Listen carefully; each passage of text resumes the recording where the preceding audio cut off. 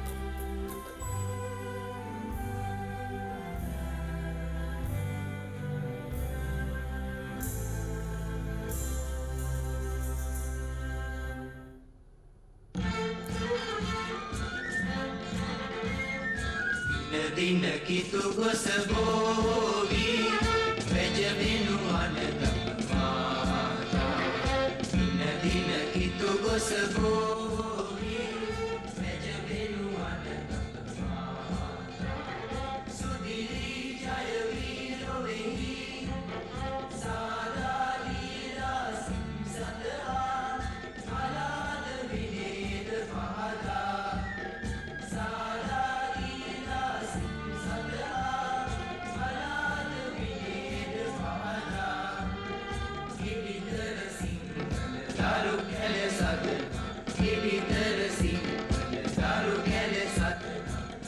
දින කිතු ගොස බෝවි වැජවෙනු අනත මාතා දින කිතු ගොස බෝවි වැජවෙනු අනත මාතා තකෙහි බෝ ආනන්දේ පතුරා අනද තෙරුන් සේලෝ වැඩ සලසා තකෙහි බෝ ආනන්දේ පතුරා අනද තෙරුන් සේලෝ වැඩ සලසා දේවී සේවේ නිසාවේ සේවා පමාද නොවේ මුතිලෝන දෙසසේ දේවී සේවේ නිසාවේ සේවා පමාද නොවේ මුතිලෝන දෙසසේ දින කිතු කොසබෝනි මෙජමිනු අනගපමා දින කිතු කොසබෝනි මෙජමිනු අනගපමා.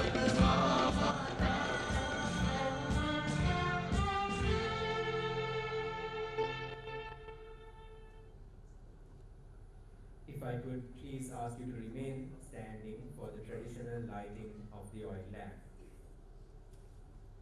If I may invite our distinguished guests for today's evening, Mr. D.K. Maduranga, Vice Principal of Ananda College, Professor Atula Kaluarachi, Executive President of the Old Boys Association of Ananda College, Dr. Shantilal De Silva, Patron of the Old Anandians Medical Guild, Dr. Anil Jasingha, President of the Old Anandians Medical Guild, Professor Harsharal Senaviratna, Past President of the Medical Guild, Professor Harendra De Silva, another distinguished past President of the Medical Guild, and Dr. Ananda Ranatunga, another past President of our Guild. And lastly, but not least, Dr.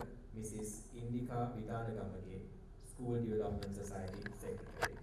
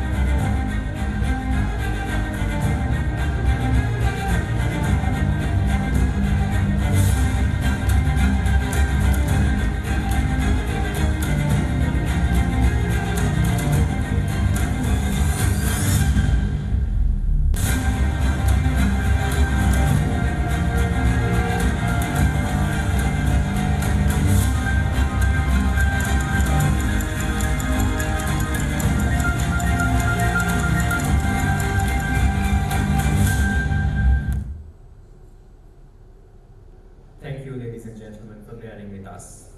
And now that we have ceremonially opened our academic sessions for this evening, it is my pleasure to invite the President of the Old Anandians Medical Guild, Dr. Anil Jasinghe, Secretary of the Ministry of Environment, to address the gathering. Thank you. Good evening, ladies and gentlemen. The Vice Principal of the Ananda College, Mr. Madhuranga, the President of the OBA, Professor Atula Kalwarachi, past Presidents of the Medical Guild, Joint Secretaries and the Office Bearers of the Medical Guild, the Council members and the members of the Medical Guild, speakers at the annual scientific sessions, valued sponsors, invited guests, ladies and gentlemen. First and foremost, let me graciously welcome all of you to this year's annual scientific sessions. You are so important to us and all of you are welcome. The Ananda College Medical Guild was started in 2004 and the first president was Dr. W.D.H. Pereira and the first secretary was then Dr. Kalwarachi. Now, of course, he's a professor and not only that, he's the president of the OBA. So, between 2004 and 2023, a lot of changes have taken place. And since then, Ananda College Medical Guild has been making its mark on the map. And since then, the Medical Guild has been introducing various important activities at the Ananda College. And some of them are, I would say, flagship in the school arena. Now, what do we do at the moment, or say past decade or so? I think the most important thing is running the medical center at the school. It's not easy. One would think that it's not that difficult having doctors on board, but it's not easy. And it was during previous tenure that the medical center was transferred to Satmahal, and if you, I'm sure all of you would have visited, and it's a beautiful, I don't think there's any other school having such a beautiful and good medical center. So we are proud of the medical center. And then providing medical cover to sports activities and various other functions of Ananda College. So the Medical Guild has been giving that cover throughout. And then of course, conducting annual health camp for the teachers, past teachers, and that has been a sort of a meeting place for many Old Anandians, many past teachers, and it has been acclaimed by many. And I am happy to say that this venture is being organized by, has been organized by the Medical Guild together with 75 group from where I come. And I personally could do, certain contributions to this event, being the director of the National Hospital, director of the Colombo South Teaching Hospital, and then thereafter being the director of the National Hospital. And so much so, I think last few years, basically the medical infrastructure, nursing staff, the equipment, instruments were all brought from National Hospital, so that the medical camp would run very well. And then of course health camp for hostelers, very important another function. And then of course motivational and support programs for students and staff. Even recently there were several such motivational campaigns or motivational programs, especially aiming at students. So especially our young doctors are very much involved in these things. And then of course dengue control program. Recent entomological survey showed that the Ananda premises is somewhat a breeding ground of dengue. So we regularly conduct entomological surveys, and then our committee meets up with the school authorities, the principal and the staff, and then of course we come up with certain remedial actions. And then supporting SMIs, school medical inspections. The medical guild has been supporting school medical inspections. And of course nutrition program. Once again there was a nutritional kind of a survey, and then there were certain findings, and going by those findings and of course going by general knowledge, the medical guild, the particular committee met with once again school authorities, and other than the normal nutritional awareness and all that, we actually aiming at even the tender process of canteen with regard to the the provisions that are provided in the canteen. Now, so those have been our usual stuff. And what is special this year? Being the Secretary to Ministry of Environment, I thought that we must do something special with regard to environment. And I am not going to explain about the nexus between the environment and health, because that's general knowledge, and there are certain things beyond general knowledge. And nexus between the environment and the future generations. So therefore, we must get our present day school children into this act. So Ministry of Environment is to embark on what we call climate smart school greening program. In fact, we will start off this with the Ananda College, and if the Ananda College will do it right, I am sure the other schools will embrace.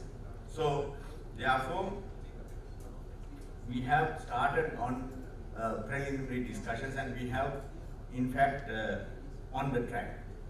And there are two aspects there. One is inculcating environment-friendly habits among school children, and then of course practice environmental friendly habits and the methods on ground. So we are looking at both, and just to brief some of them, what are they? One is we would measure the carbon footprint of Ananda College, because the carbon footprint is due to the GHG emissions. So in the Environment Ministry, we have Sri Lanka Climate Fund, where it's a private entity within government. So where I'm the chairman. So therefore, my teams have visited several times Ananda College and met with school authorities, teachers, students, and then we have selected a team from Ananda College, and then we invited them to the Ministry of Environment, and we are on kind of coaching and training them, so that in carbon footprint measurement, the school community get involved. Not just the environment officials, as external people. And then annually we could measure, and then we can show the way how to reduce carbon footprint. There are easy methods. There are low-hanging fruits where you can reduce the carbon footprint. And of course, I wish Ananda to be solar powered. It's not easy, I know. Professor Kaluwarat, I was talking to him. It's some 40 million, the cost for this thing, but we were just talking you just employ an energy expert, and then you can certainly estimate, and you can estimate the ROI, return on investment. Generally, the solar, the infrastructure would be there for 20 years without any trouble, generally. So, in Sri Lanka, ROI is much less than 20 years. So, I believe that, rather than paying on electricity and power monthly basis, this kind of investment would be a very fruitful investment, and it is going to be the first in Sri Lanka in school arena. So, if that also comes in, I think it's simply beyond our means for the medical guild. But I am sure, as a school, if we can chip in, it would be really good. And then, of course, the water management. We will measure the water footprint, and once again, we will over time we will measure, and we will show how we could reduce the water footprint. There are areas, like recycling of water, rainwater harvesting. Especially we will concentrate on the Ananda ground. If we can make use of rainwater for Ananda College ground, that will be something. But of course, beyond that, even we got some estimate, some 20 million, again beyond our means. So therefore, we thought that we will concentrate on the ground to start with. And then, of course, groundwater recharging. There are areas. And the next area is going to be waste management. We could minimize waste. We could segregate waste. We can go for composting. I can still remember when we were schooling at Ananda, there was composting. And then we can go for biogas.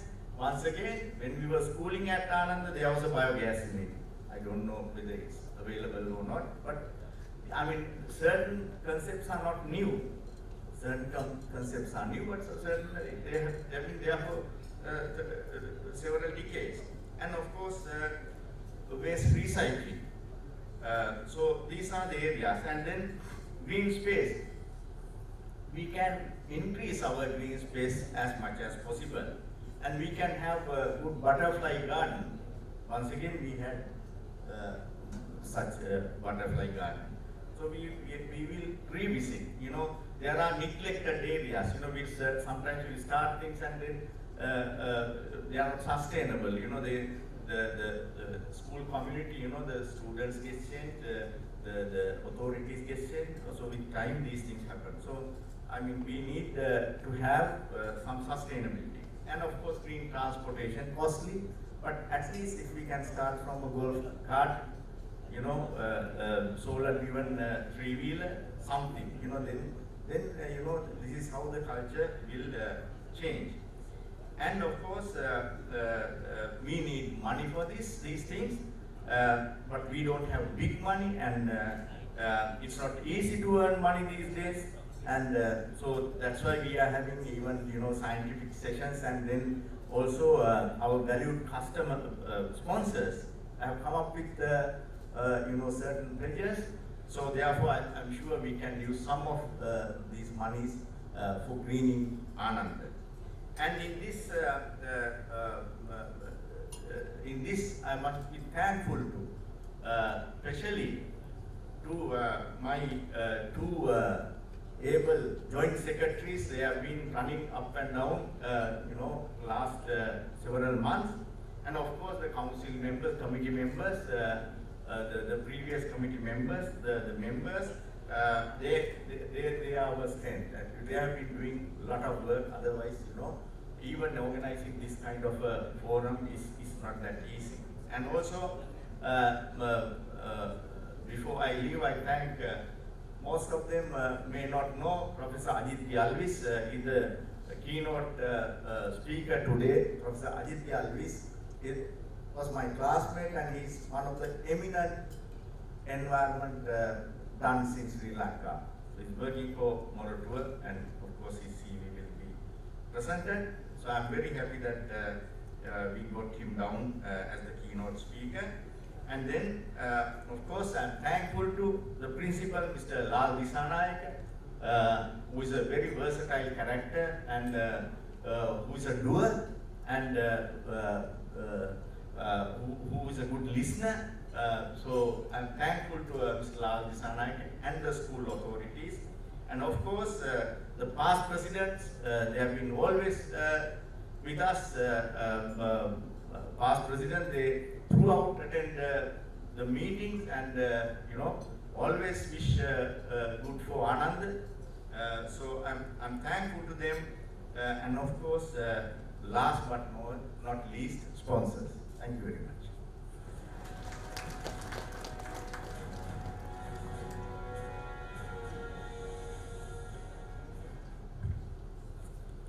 Thank you very much, Dr. Anil Jasingha. For all of us Anandians here, if we close our eyes just for a moment, we are taken back to our school, to the primary section, and walking through that lane onto the secondary school side of Ananda, walking further on, meeting different buildings, the bio section, and then taking a right, tennis courts, and then you have the principal's office, and that huge courtyard where we would gather every morning to stand in line. It takes us back to our school, our alma mater.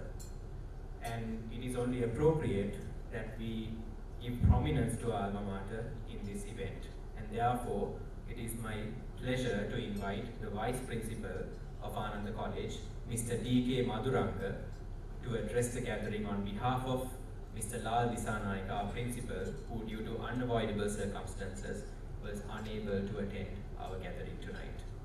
Over to you, sir.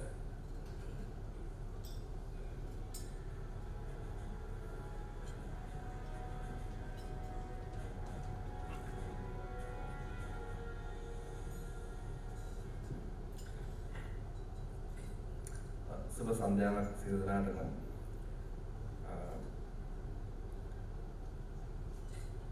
ආදි සංගමේ විධායක සභාපති professor Abdul කලවරච්චි මැතිතුමා, ඒ වගේම ආදි ආනන්දී වෛද්‍ය කවි සභාපති, ඒ වගේම වර්ෂ අමාත්‍යාංශ ලේකම් ડોક્ટર අනිල් ජාසිංහ මැතිතුමා, ඒ වගේම පාසල් සංවර්ධන සමිතියේ ලේකම්තුමිය, වෛද්‍ය විදානගමගේ මහත්මිය ඇතුළු ආදි ආනන්දී වෛද්‍ය කවි නිලධාරී මණ්ඩලය සහ නිකුත් අමුතන්ගේ අවසරයි. අද දවසේ විදුහල්පතිතුමාට මේ අවස්ථාවට සම්බන්ධ වෙන හැකියාවක් ලැබුණේ අත්‍යවශ්‍යම වැඩකට කොළඹින් පිටට ගිහිලා තියෙන නිසා. මම හිතන්නේ අතරම ආනන්ද විද්‍යාලය අපි සුවිශේෂී පාසලක් විදියට හඳුනා ගන්නකොට ඒ සුවිශේෂී භාවයට හේතු වෙන ප්‍රධානම කාරණයක් තමයි මම හිතන්නේ අවුරුදු 137ක් පුරාවට ගොඩනැගිලා තියෙන අපේ ආදි ශිෂ්‍ය ප්‍රචාරක.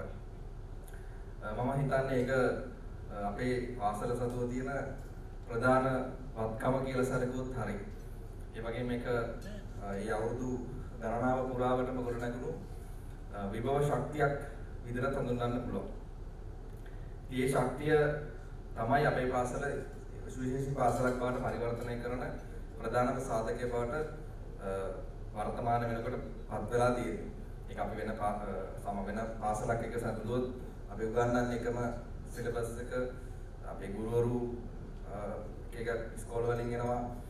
නමුත් අපිට තියෙන මේ ආදිශේෂ ප්‍රජාවයි අපේ ලංකාව පුරා වෙන්න පුළුවන්, ලෝකේ පුරා වෙන්න පුළුවන් විවිධ ස්ථානවල විවිධ තනතුරු වල කටයුතු කරන ආදිශේෂ ප්‍රජාව තමයි අපේ ප්‍රධානම විභව ශක්තිය. ඉතින් මේ විභව ශක්තිය මම හිතන්නේ චාලක ශක්තියක් බවට පත් කරන ප්‍රධානම කණ්ඩායමක් තමයි අපි හඳුනගන්නේ ආදි ආනන්දීය වෛද්‍ය කවය. විවිධ ව්‍යාපෘති හරහා පාසලේ කටයුතු වලට සම්බන්ධ වෙනවා. ඒක භෞතික සංවර්ධන පැත්තෙන් එන්න පුළුවන්. ડોක්ටර් කිව්වා වගේ අපේ මෙඩිකල් සෙන්ටර් එක නිර්මාණය කරන්න. ඒ වගේම ඊට පරිබාහිරව ගිහිල්ලා මම හිතන්නේ මේ ආදි ආනන්දීය වෛද්‍ය කවයට තියෙන ඒ සුවිශේෂී දේ තමයි දෙපැත්තෙම අධ්‍යාපන සංවර්ධන පැත්තෙනුත් සුවිශේෂී දායකත්වයක් පාසලට දෙන කණ්ඩායමක් විදියට හඳුනා ගන්න පුළුවන් ආදි ආනන්දීය වෛද්‍ය කවය. මම හිතන්නේ අපි හැමෝම ගත්තාම ආදි ශිෂ්‍යයෝ ඊට පස්සේ පාසල් පරිපාලනයේ ගුරුවරු ශිෂ්‍යයෝ මේ හැමෝම මේ පාසල පවත්වාගෙන යනකොට කොටස්කාරයෙකු බවට පත් වෙනවා. ඒක නිසා අපි හැමෝම එකතු වෙලා කණ්ඩායමක් විදිහට තමයි මේක පවත්වාගෙන යන්නේ. ඒතර පාසලේ දියුණුවක් තියෙනකොට අධ්‍යාපන සංවර්ධන පැත්තෙන් උනත් දියුණුවක් තියෙනකොට පසුබැසීමක් තියෙනකොට මේ හැම අවස්ථාවකදීම අපි හැමෝටම පැවරුණ යම්කිසි දෙයක් තියෙනවා. ඒක අපි ටීචර්ස්ලා නැත්නම් ආදි සංගමේ යම් කණ්ඩායම්ද කියන එක අපි හැමෝටම යම් අවස්ථාවල පැවරුණු නැත්නම් අපිටත් කරන්න කාර්යභාරයක් තියෙනවා. ඒක අපිට කාටවත් බ්ලේම් කරන්න කෙනෙක් නැහැ. මොකද අපි හැමෝම තමයි එකතු වෙලා මේක කරගෙන යන්නේ. ඒතකොට කෙනෙක්ගෙන් යම් දෙයක් අතපසු වෙනවා නම් තව කෙනෙක්ට ඒක දායකත්වය දෙන්න සිද්ධ වෙනවා. ඒ වගේ මම හිතන්නේ ඒ වගේ බැඳීමක් එක තමයි අපේ පාසල ගමන් කරන්නේ. ඉතින් ඒ වෙනුවෙන් ආදි ආනන්දීය වෛද්‍ය කවය නිරන්තරයෙන්ම පාසලත් එක්ක කටයුතු කරනවා, පාසලට උපකාර කරනවා. ඉතින් මම හිතනවා මේ අවස්ථාවත් ඒ දේ වෙනුවෙන් වැදගත් වෙන අවස්ථාවක් බවට පරිවර්තනය අවස්ථාවක් කියලා. ඒ අනුව ආදි ආනන්දීය වෛද්‍ය කවයට ස්තුතිවන්ත පාසල වෙනුවෙන් ස්තුතිවන්ත වෙන ගමන් ඔවුන්ගේ කටයුතුත් ඉදිරියට සාර්ථක වෙන්න කියලා ප්‍රාර්ථනා කරනවා. අද දවසේ මේ කටයුතු සාර්ථක වෙන්න කියලා ප්‍රාර්ථනා කරමින් ආදින බොහොම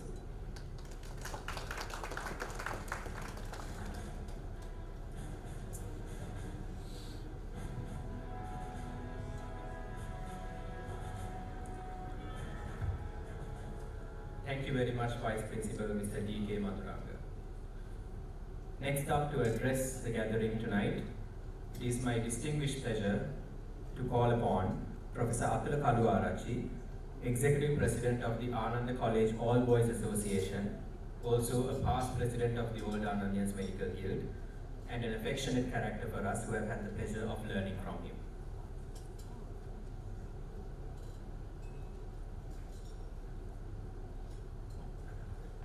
Very good evening to all of you.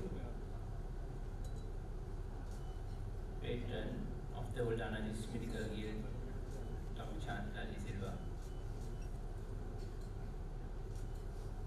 Deputy President of the Ananda College, Mr. Madhuranga. President of the Old Anandians Medical Guild, Dr. Ananda Singh. Past Presidents of the Guild, Dr. Dr. Ananda. Secretary of the School Development Society, Dr. Indika Vidanagama.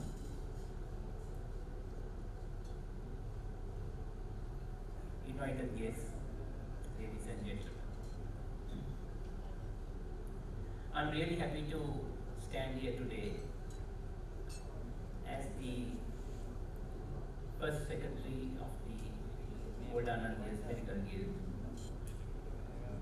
and subsequently a president of the Old Anandian Medical Guild. And today, I'm I'm happy that I'm able to address to you as the president of the Old Boys Association. We started the medical guild in 2004, and I'm thankful to Professor Harsenviratna, who actually initially called us and had a meeting in one of the classrooms in that demolished 5-story building, now where the 7-story building is. And we had the first meeting at the Sevasa Hall and initiated the medical guild. There had been several attempts in the past to have a medical guild, and I think it has functioned for shorter periods, but now next year will be 20 years. And a long time, and it's time for us to reflect back and see what we have done over the past 20 years. As my very good friend Dr. Ananda explained to you, over the years, the medical guild has been contributing a lot to Ananda College. And as the president of the OBA, I can very well tell you that it is one of the most active old boys associations, groups within the school. And he elaborated what contributions the medical guild had done over the past 20 years. And in addition to what he spoke to you, I think during the past COVID period, when we had the COVID epidemic, it was the medical guild who really got involved and made a safe environment within the school for children to continue their education. I'm very thankful and very happy that the medical guild has come a long way and contributing to school in many aspects. And I must congratulate the present president, Dr. Anindya Singh, for exploring a new area which the school, the medical guild had not seen over the last so many years, except of course we had dengue control programs. But in a different way, to look at the environment and a green school. And I wish him all success in continuing these programs and seeing them and making Ananda a better school with a better environment. Let me also tell you two things I would like the medical guild to look at. One, of course, Ananda would have produced many doctors over the last so many years. I think it's very important for us to get contribution from all these doctors who has passed out. I'm very happy and thankful for doctors who spend time, contribute to the school development, contribute to medical, improving medical health in our students. But I think it's very important for us to understand, when we have left the school, what we can give back to a school, what we can give back to our alma mater, for what the school has given us. All the doctors who are in the country who got educated in the school should remember that they are in this position today because of the education they got from Ananda. So I think it's very important for us to request them to join up and contribute for school development. And I also would like you to look at how many doctors are we producing today.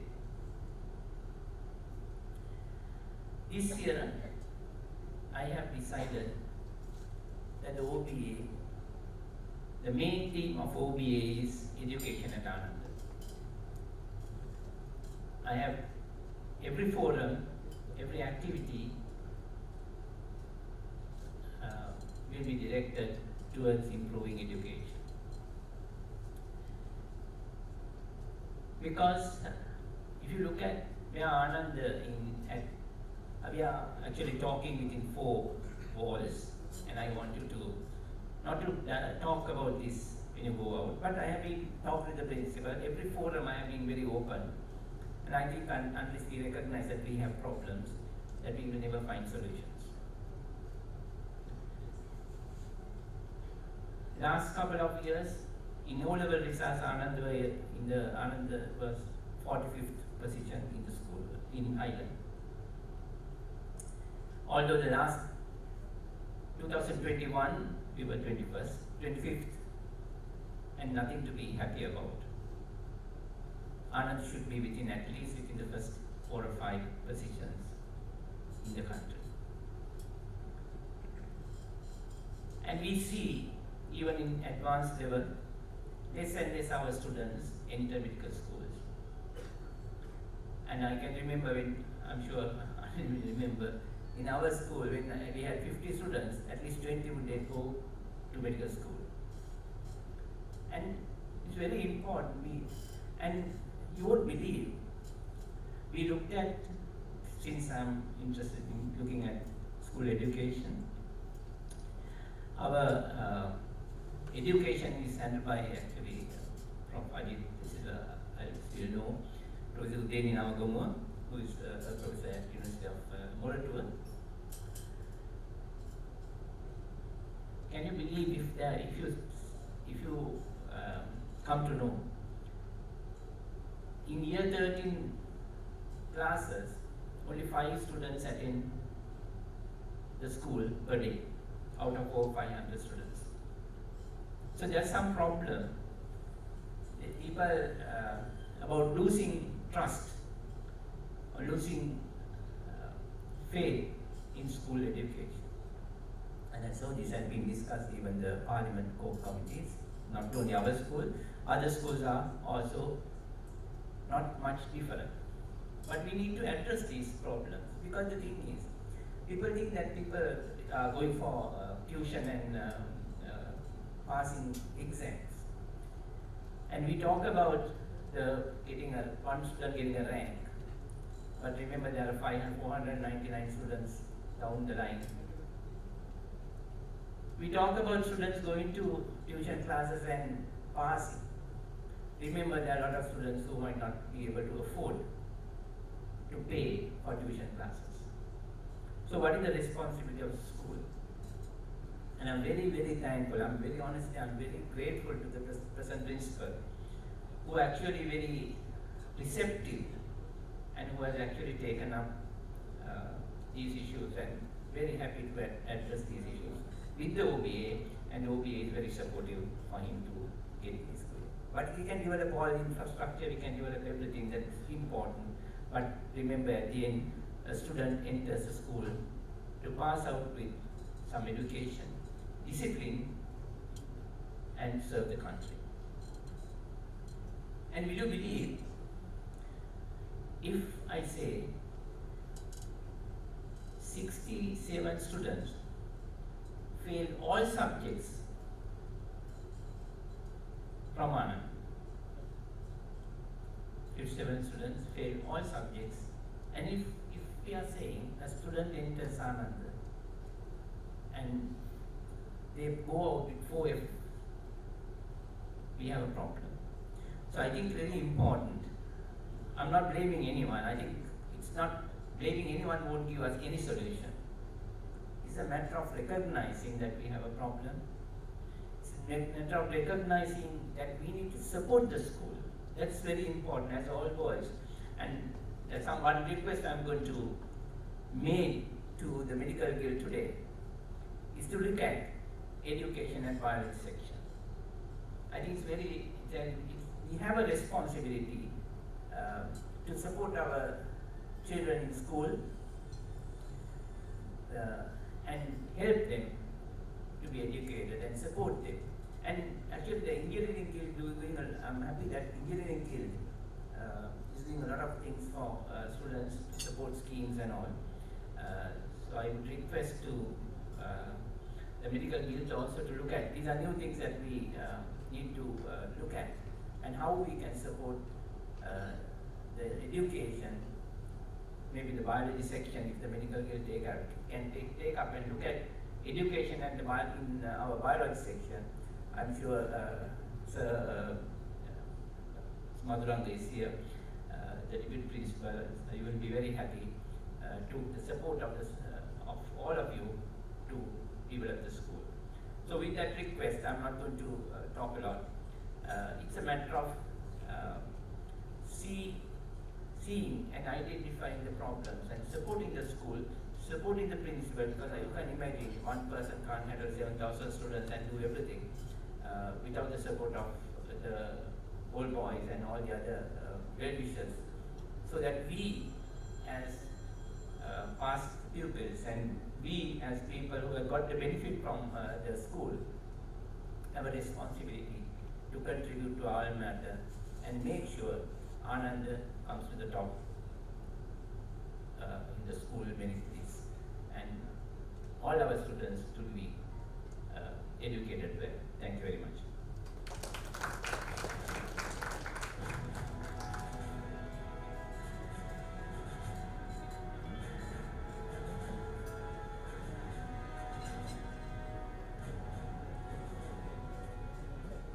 Hello everyone. I would like to invite to the stage brilliant ladies and gentlemen of the Sri Lankan Navy Cultural Troupe to mesmerize you with a dance performance.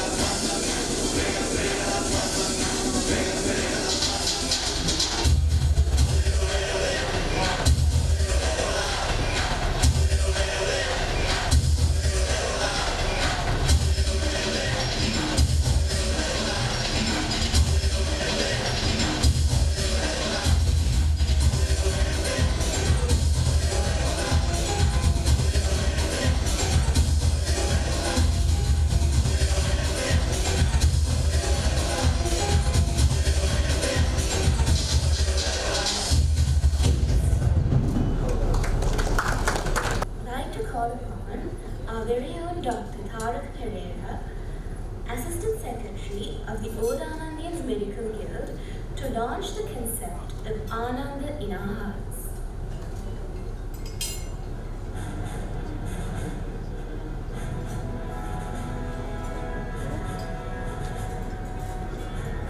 Ladies and gentlemen, I'm Dr. Tharaka, Assistant Secretary of the Old Anandians Medical Guild. You may have noticed a little logo everywhere around in your program books, in the tickets, with the team Ananda in our hearts. It's a logo of our beloved Ananda Vihara, connected to a stylized heart with a ECG strip. This logo denotes our connection to Mother Ananda. This shows that we have Ananda in our hearts, and also that we find joy, also called Ananda in Sinhala, in helping our school. The project Ananda in our hearts, or in Sinhala, Hadavati Ananda, ladies and gentlemen, is not limited to this event.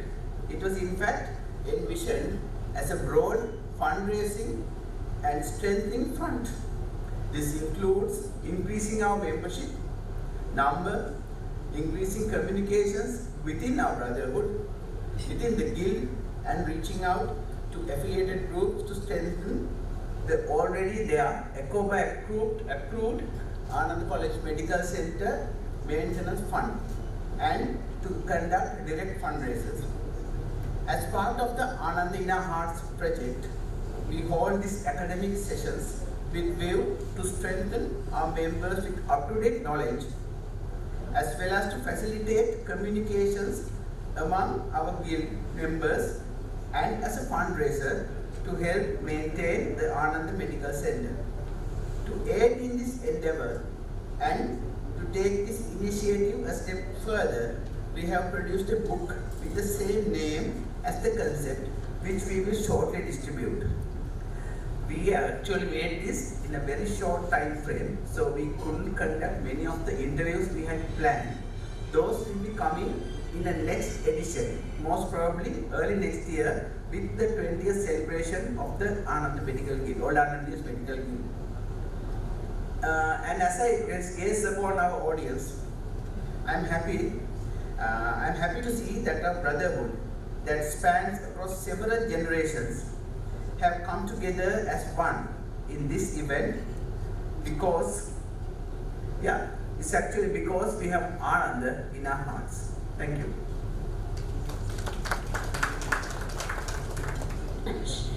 Now I would like to invite Dr. Anil Jarasinghe, President of the Old Anandians Medical Guild, to present the abstract book to a few distinguished guests.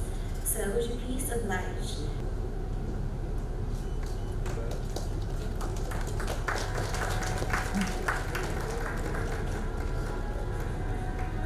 I would like to call upon the following guests to the stage: Mr. D.L.D. Madhuranga, Vice Principal of Ananda College;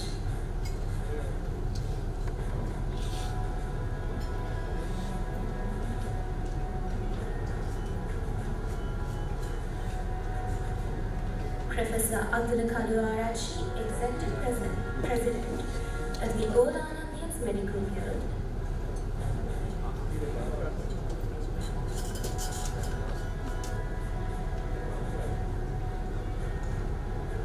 Dr. Shantilal De Silva, Old Anandians Medical Guild, past President;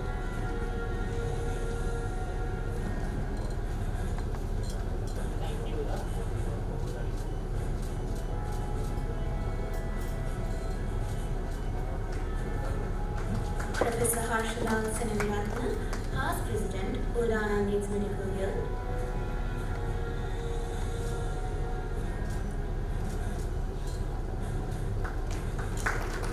Dr. Ananda Ranathinga, Old Anandians Medical Guild, past President;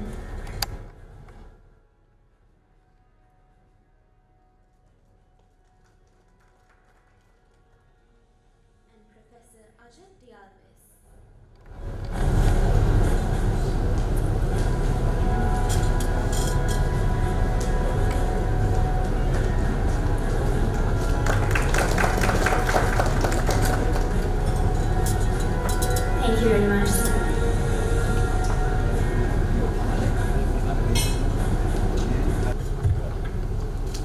Well, ladies and gentlemen, it is time to begin the proceedings of the second academic sessions organized by the Old Anandians Medical Guild.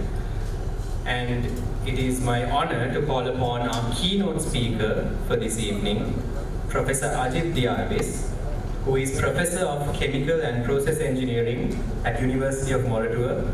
He is also the Dean of the Faculty of Graduate Studies at Moratuwa and the Chief Innovation Officer of the National Innovation Agency of Sri Lanka, University of Moratuwa and the University of Cambridge. He will be addressing you on breaking down silos for an influential Sri Lanka. Please, sir.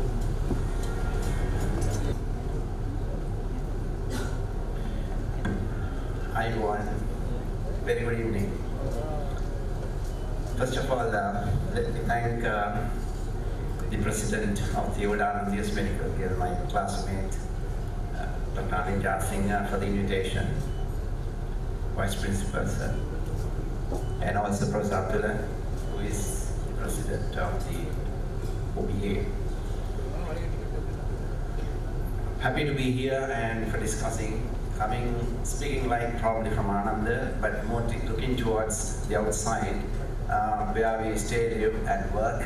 With that thinking, I thought I give this presentation. So it's about breaking down silos for an influential Sri Lanka. The reason being, we look around Sri Lanka today, we are certainly not at all having any influence whatsoever, right? It's not something that we can be proud of. We are asking for everyone help in multiple ways, sometimes to stay afloat. Again, I put some current headlines, which probably of more relevance to the medical profession or the system, just to prompt you, because as Anandians we know that we are here in a sense as a school because Henry Steele Olcott was reading something that came from Sri Lanka, and that is the Bangravate. And then he decided, of course he had moved in that direction anyway, but he was reading and then came to Sri Lanka, and as a result, we had the Olcott schools, and of course Ananda is one. And incidentally, Bangravate is 150 years in this year.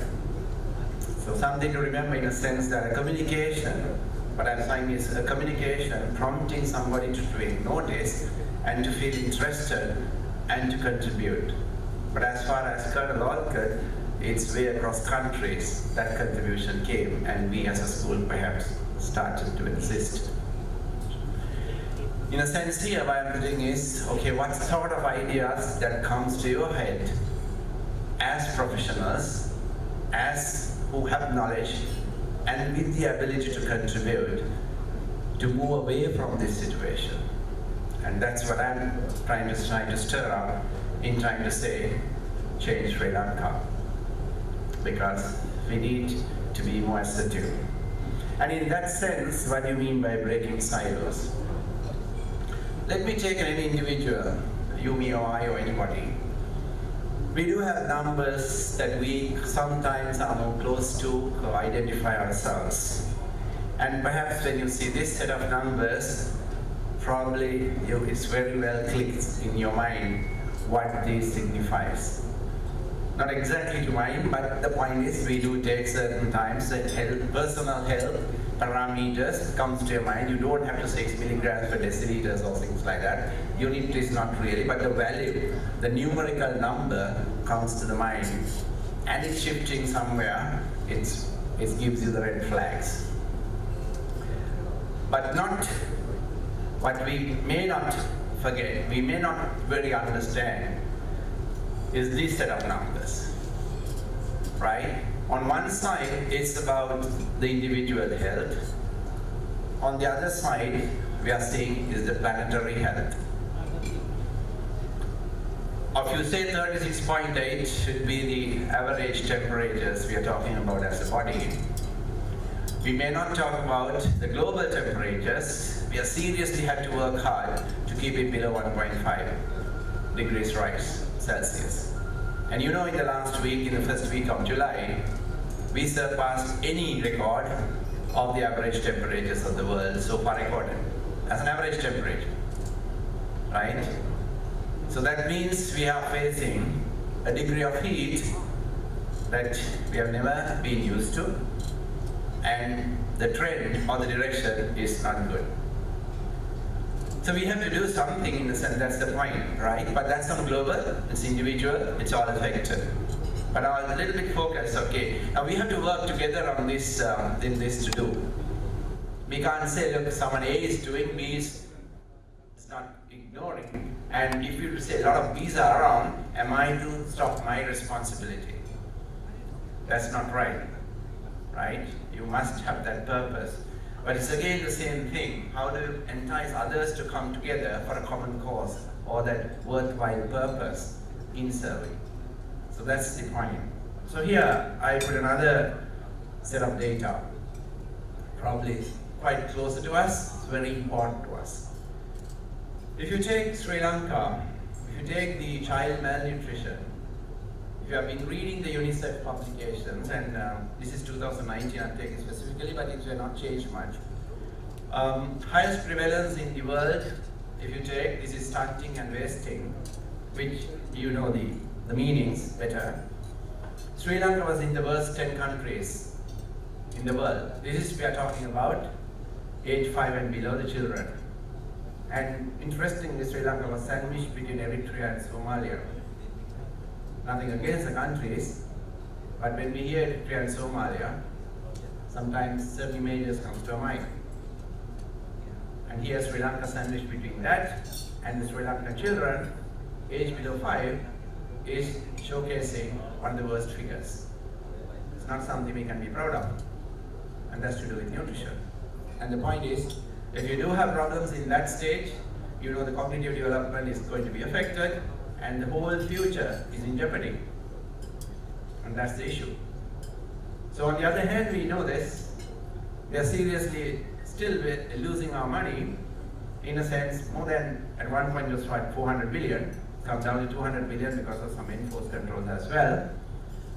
We are spending it outside, and our wastage is about 50 plus rupee billion, because we waste about 50% of what we produce at the top end, and starting with about 30%. That's a serious waste. So while we waste, and then money pours, we actually pour in money to generate those things and proceed to waste at the very stage of earth stage of production. Children are not having enough for nutritious food. So we have a problem of food security. I think even we have more of a problem of nutritional security. Now these are the points that I want to bring in, what we should be doing. And coming together, we should be able to change these things. That's the point, right? And we need to understand. So what I'm saying is about coming together on research and innovation in most of these things.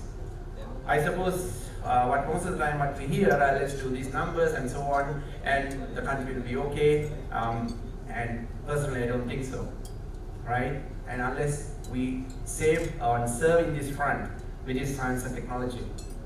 And we are part of that science and technology, right? But the point is, we should drive on research, get the problems, get excited about the problem that we are facing, not get too overly worried about it, because any problem should have solutions, and then come together to mobilize. I mean, that's a very strong responsibility we have at this time. And I think we will be judged by what we do and contribute in time. So the point is these problems and issues, and then having ideas, coming together again to find ideas, push for the economic growth, and say like, we did our best and we did our part in for the country. So for that we need intelligent association. And I think late Munidas Kumaratham mentioned this, and which is, I think, as the problem that we face. The nation which does not create new things will not rise. And he said it before we realized independence. He was not there to see Sri Lanka becoming independent, but he said, and long before any school, any postgraduate school or any university was teaching innovation or innovation management. There were no MBAs as such, right? And he had this very crisp sentence in a short Viritwak here. It's very, very relevant. And that is the sole problem for Sri Lanka today. because we did not moving to produce things that excites the others, and we are just excited by what others produce. And that is the issue for the trade imbalance and all sorts of things. So it's a responsibility with our subjects that we learn, and how do we really push for that? While we are strong in professional contribution, I think we need to go beyond that and be innovative and understand the problem and deliver. So what do you mean by intelligent association? So what do you mean by breaking silos, coming together and discussing and probably find solutions? So serendipity, another word Sri Lanka has given to science of meeting mind. So here I see something. So I give some examples, I thought I'll work through with. So this is a case of an engineer meeting an art designer in London. And this has also benefits the medical world as well. So the first was spray on clothing, right? So you see the spray can, and that you can spray clothing on that. So this is a little old in a sense, 2005, when it became one of the top 10 products in the world, and a company and a development. And now we can talk about even sometimes the burn wounds and things like that. Maybe these options one can, right? So you are just spraying on your clothing. So it's almost like going to the hardware shop and then bringing all these canisters, and then you can spray the clothes that you want, right? And then you can see where you can take it on. And maybe with the sprays, why not? We will now have, with nanotechnology based sprays, we have B12 injections, or we don't need injections, we just spray under the tongue or whatever and put it in your purse. Unfortunately, we still don't see them here. And you can see things like melatonin and so on being sprayed. So you have nano sprays, right? So the ability of a development, the question was asked by the arts designer who was in London at the time from Italy, asked a question from this engineer, can you spray on something and a new design? So because he was a kind of like an expert in spraying, but of course he was not interested in this type of clothes thing, but the point is coming together, asking the question, coming up with something new, and here we have a range of stuff that can get developed. And that is probably what I'm driving. We identify sometimes the problems, but we seem to try to procure our way out of that problem. We seem to think we need to buy that from somewhere. And this is our issue. Can we do things differently? And I think the way forward is doing things differently, right, in this context.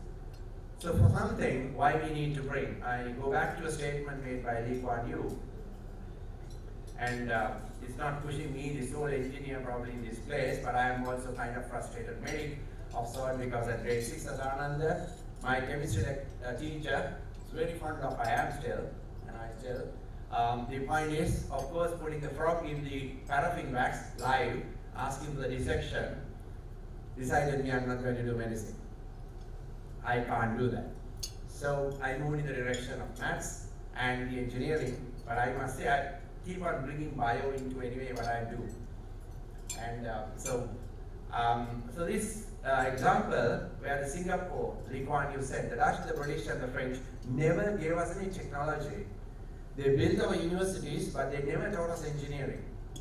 They taught us medicine, law, history, culture. They will tell the modern part of the industrial society. The context, the insight on this statement is a technology that enables you to leapfrog and to do the changes and add strength to your ability, right? And of course, this technology is a production of your imagination. That's true. Again, on one side, I remember a particular statement by a Mayo Clinic director said that the medical doctors do have the ability to be a part-time engineer and a part-time artist. What do you mean by that? But this has never been told about for engineers. That we have never been told you can be a part-time doctor. But in this case, being told part-time medical, a doctor can be a part-time engineer because you bring technology. You do all sorts of insertions, you do all sorts of stuff in that inside the stuff. So there is technology in it. Artists, okay, when you cannot do anything with that technology part, but seeing the problem, the person having in front of you, you need to have that humanity side of thing. You have to bring that way of discussing things, understanding the expressions, and then maybe communication. So the U has the point of doing that part, engineering and part. But the point with engineering here is that we have lost our way in engineering in Sri Lanka in the sense that we don't produce anything. And it reminds me when Anil mentioned about taking Ananda on the solar cells, right? Sri Lanka sits on one of the best quality materials of silica, 99.99 pure. And we never spent a little bit of money to put up the furnaces and to develop the solar cells.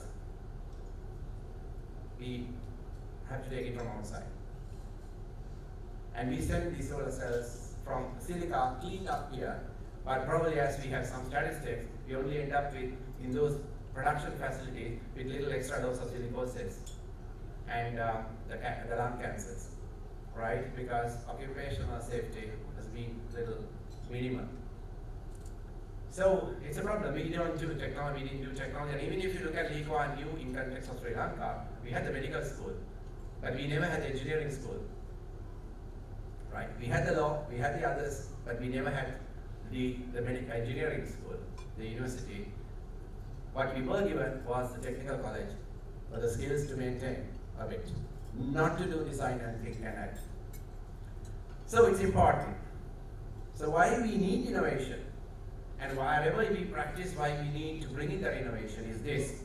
Because innovation do the transformations, and innovations need to be put into the society for the society to see that there has been a transformation.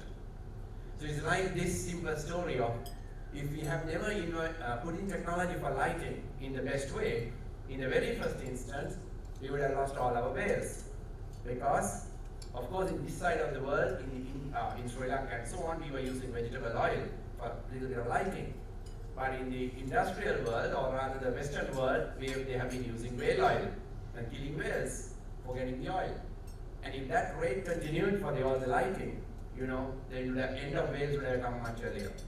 So of course Edison came and gave the bulb. But the Edison bulb is so inefficient. So we had to move into a CFL. But the CFL has mercury. So if you are going to do the same amount of stuff, the world would have been having a mercury issue. So now we have solid state electronics. So LED. So we have overcome an issue with a species being taken to take the oil out, to a highly inefficient system, to another one with another chemical, even though it's efficient, to some extent it has a chemical that can be a problem, and now to the solid state, much better, long lasting, no such chemicals of such danger. You see, that's innovation. Of course, original ideas, then pushing it through, developing, so everybody can get this feeling or sense of something has happened. But what I mean by this is that not only people became creative, they were given the chance to practice because the need is there. And today in Sri Lanka we do have this need, because we are hoping to buy our things just by thinking we will get tourists, or the same old thinking, right? So which is not what we should be. Perhaps from another point we should think being leaders. So if I look in this direction, I see this from Sri Lankan point, right? All of us probably will remember, and more few should remember this as world's oldest historical medical system. But the message I get it is not going back to the history and saying, look, this is a picture postcard, pick something, but we did it. The point is, not only somebody or some group came up and said, this is what we can do, but the system did support to have the system in place. And today we see the examples. Still, there's a little bit of sustainability in that sense, right? So world's first hospital system. So some were creative and said, look, let's do this. And the system was supportive, and that was planted on the ground for it to flourish. Now that is what we need, right? That meeting of minds for new ideas and creativity to thrive, and that is positively applied, we get the change we want. It's important. Now here I come to scenarios like this. So why we need this breaking out silos? Sometimes we do not implement even what we have, because I'm not sure of the reason. I remember this when we started nanotechnology in about 2008. We saw this development with titanium dioxide, which is nanotitanium dioxide. Of course, if you see this here from Japan, came up with the the photo interaction with nanomaterial and emission of free radicals, the concept he came, and you can see I've circled that part, the medical related field, catheters, operating rooms, and so on. And maybe we see the issue of MRSA. We say, okay, I mean, like from a general public, you say, okay, germ has gone in, and that's end of you, right? But the point is, these two bulbs came in Sri Lanka, right? Of course, the theoretical foundation is a Japanese scientist, but some of the practical applications of a germ killing like condition came up on this. And then what you find is, both these, it was not really successful, didn't go into the medical arena, and you will find on the corner side in Hygeia, the same party is it's operationally hospitals in India, right? So the Indian Medical Association has approved it, it's working on. So in a sense, a development that happened here is failed to find application internally. But we see the issues that was supposed to be solved through that still is a bit present. So we do have this mismatch. Again, I would say an inventor actually, which wants another gold medal, where you go to the urinal and it gives a message to your mobile phone. It has a remote connectivity, was demonstrated, that please check with your doctor, your sugar levels are not that good. It's sensing, right? We know if you walk into Japan, some of the most modern toilets, right? You can have the home toilet and it sends some certain samples out of sensing, and then you get your results. So that smart toilet is already almost in a sense present. But just imagine the benefit, considering that Sri Lanka has now pre-diabetes condition, 25% in the youth and so on, it's been so prevalent. What an advantage to see an innovation like this being utilized across, and then you get a very, very quickly a pre-warning, right? Again, now this type of changes to implement, you should feel excited about new changes that are happening, and then you should say, okay, let's do this and check, and let's put it on the ground, and without probably adhering to some of the accepted path. Now that is what is needed. Again, something that been pushing, I speak from a National Innovation Agency point, right? Now this is an example of where very good PhD research and using an Ayurvedic principle, but the point is followed the scientific methods and peer-reviewed publications, and you can see the three professors who are supervisors, these from Pavathanapura, and all the trials has indicated it's quite good. The point is that in Sri Lanka we do have about 1 to 2% GDP losses almost in that sense to accidents. You know, about 7 to 8 people maybe on average daily deaths on the roads. And these are huge issues on economy, not only for the person, but the family, the society, and so on. And here, it may be even a placebo, but the point is, this is a topic that could easily be rolled out, and but we are not interested, right? We are not interested, but I know for a fact we are asking from external support how to address this traffic loss, and we look at some esoteric concepts, right?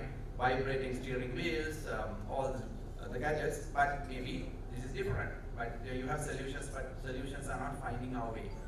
Yet we are seem to enjoy the problem. So one of the things is an aging nations have arteries, I think, closer to your vocabulary, clogged with obsolete laws, slowing blood flow and preventing oxygen from reaching all parts of the body politic. Right? The point is, the answer for such is to be what Schumpeter, this is not Jim Cooper, but Schumpeter, Joseph Schumpeter from 1920 from Germany, who said creative destruction. Creative destruction is bring technology in, bring new ideas in, push innovation, and change the concepts that we know is holding us back. It's important. And this is what he said. For example, I think these days in the medical system, you do have lots of things about procurement. When you look at the standard procurement system, this is something we showed very early days. I remember drawing this and showing it. If you take the quality and cost-based systems, 20 weeks.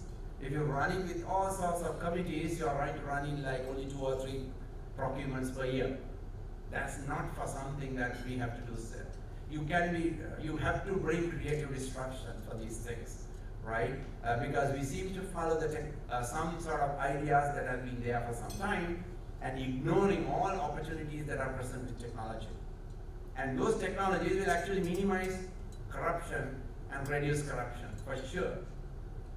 Right? It could be done very easily with the technology. Most of these committees lead to more corruption, for sure. So it's waiting for us to see. Yet we speak of the problem, but we don't address it with technology.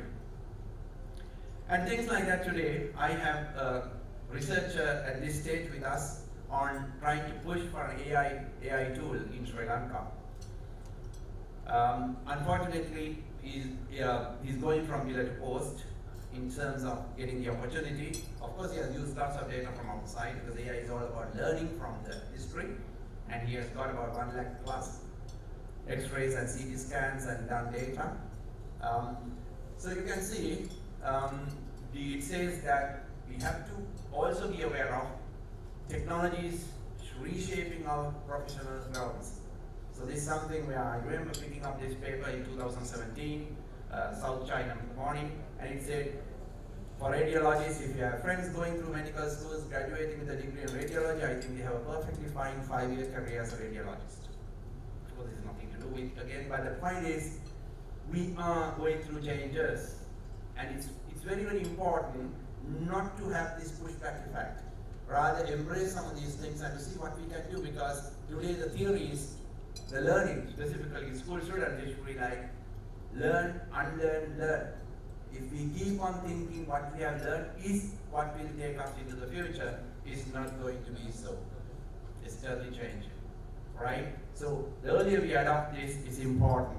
So we see, we have been slow on picking new developments and mainstreaming them.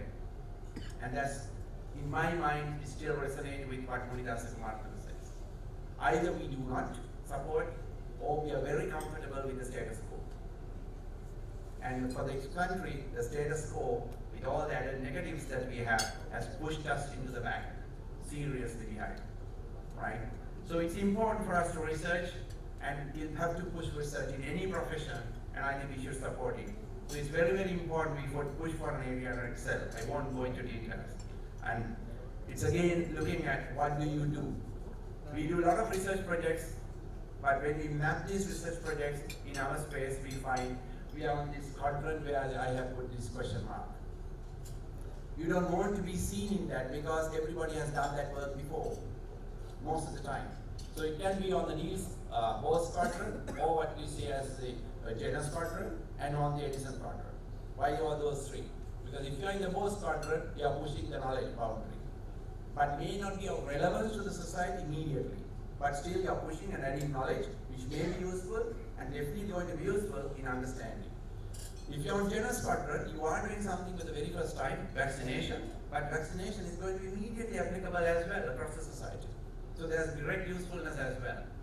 So while you're pushing the knowledge, you're also being very useful at the same time. Edison quadrant, the bulb was there, but I made the bulb better.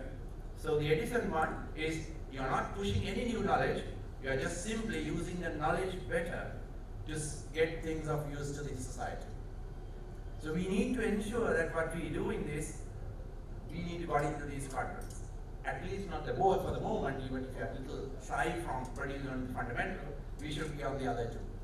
It's important for us, and that's what is we need. And something for Sri Lanka, it will be like, we will have to work together, learning from each other. Now it's with that coffee, I think, if you look at the neighboring India, they have come out with what is called Chitrakoot Declaration. The Chitrakoot Declaration is fusing Ayurveda, fusing medicine, that is the best medicine that we use, we talk about with technology, and the modern science together, the tripartite arrangement. So you are studying acupressure or acupuncture with atomic force microscopes. So you are giving much more science basis to that, right? So maybe the age-old observations, add the new instruments, we can even watch the atoms going around and so on, and fusing that and moving to the new knowledge domains, right? So we should also look at that. And also the other bodies looking at like biomimicry. So this is an example I just want to push very quickly. This was actually given by Professor Wilson, who is actually the conservation biology, the pioneer from Harvard. For every problem in a given discipline of science, there exists a species or other entity or phenomena ideal for its solution. Something what Professor Ananda said about strengthening the biology class in Ananda. The biology is essential. We try to forget the fundamental part and probably try to move into an application because we don't understand the value of the fundamental. So this is about biomimicry in one sense. So today we say wheelchair is no more. I remember being in this lab in Japan and also wearing one of these kits, right? So these are like exoskeletons. And what we said at the time was Sri Lanka has a real chance if you bring this robotics in, and with textile industry so thriving in Sri Lanka, we should go into like medical textiles. So from this lab, even Germany hires for their spinal victims and so on. And you know, interestingly, exoskeletons, this came from the rhinoceros beetle, right? And this is your ability to weigh. Gomukurumania is maybe the local term that we use, but the ability to weigh your body weight times 2.5 times. So the same concept goes for exoskeletons. So it's not only for the victims of spinal injury. Even if I'm a normal person, if I put this exoskeleton, I become like a superhuman. Now you can see that in Japan, you can see Japanese university develops robotic exoskeleton to aid Buddhist pilgrims. It's like climbing Siripada without much effort, and it becomes much more enjoyable. I'm in the scenario of fusing. So, University of Morocco, we have our medical faculty now. We have fused that with the medical technology department, and we have a professor of mechanical engineering in there, and we actually comes from this area, work of robotics. So it's important that we like to say, look, we will try to work on these areas and bring some of these things. I know some of the prosthetics and stuff like that are being under research is not easily finding our way into our hospital system, right? So it's important. I think now I should be closing, but the situation is one of the examples of like things we did from Ministry of Environment. Something we find our children sucking these type of toys, and we know these toys have scenarios like extra amounts of bromine and stuff because they have been recycled plastic. So they actually kill toys, right? And one of the things that have been identified is that even when you have these chemicals in your blood, you have your IQ dropping. And just imagine, it's like another scenario of like wasting and stunting. Today we have some of these chemical exposure, the wrong type of stuff that we give to the children, and we are bringing the IQ down of the children. No any other thing. This is stuff at this stage we are talking about IQ drops. You know again the future is not bright. So you can see that the challenged type increases, the gifted disappear from the society. It's not a good normal distribution to have. Again, something that has happened recently in Sri Lanka, like Express Pearl, we would like to see the medical community exploring this because we were exposed to the worst plastic exposure with combustion and so on. It could be cancer and so on with dark seed going through the Kampha district on the airborne side, but also the microplastics. Microplastics and nanoplastics, which we are now saying in this finding on like placenta, on first evidence of microplastic in human placenta and so on. And our beaches were full of stuff, and if a few more years to come, we will be having nanoplastic and stuff on the ocean and all the food stuff and things like that. So it's very, very important for us to understand that we should be conscious of these things and take some very fast action on this. So study ahead and ensure that we contribute. So likewise, finally, you can see when innovation thrives. So these are examples from India, where Indian rupees 5 for an ECG test and $1 for breast cancer screening. This particular one went into GEI for US for the transfer, and rupees 10, Indian rupees 10 for hemoglobin test. And we speak of anemia and we talk of certain diseases or reduced iron condition. You can see the type of scenarios that are getting developed and getting to the market, in a sense, pushing inventions to innovation for the benefit of the society. So that's what breaking silos mean. And if I just conclude, this is a good time for this type of behavior if we really say, look, please do this, and we must push for the society to do that. Because even if you take the American crisis in the early stages of 1930s, A lot of things happen in crisis times because people want to do new things in order to change, and that's the spirit we should be bringing in for us as well. And also the serendipity. There's so many things you can see, including penicillin for that matter. It's happened during this type of time, right? And for observation and working together and development. So finally, let's think about working together. It's very, very important. And not just focusing on probably what we are good at or what we should be doing as per certain circular. So we should be allowing to be brave and stop being normal. We should not respect that normal much. And also enabling our system to fail, right? And tolerate failure, because we say, okay, by trying to be that, that is we send some wrong messages. So again, thank you very, very much for the invitation, and I really hope, and also accommodating me, a non-medical person here, but of course I'm from Ananda, and I hope the idea is, okay, let's break barriers, and there's a country that's at a huge problem, and we should be able to deliver something for the country. Thank you.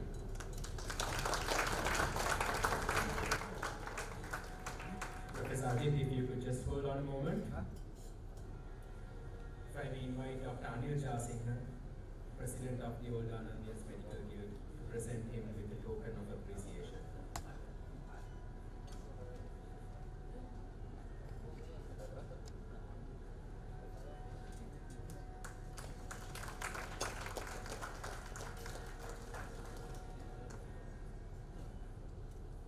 Thank you very much, sir.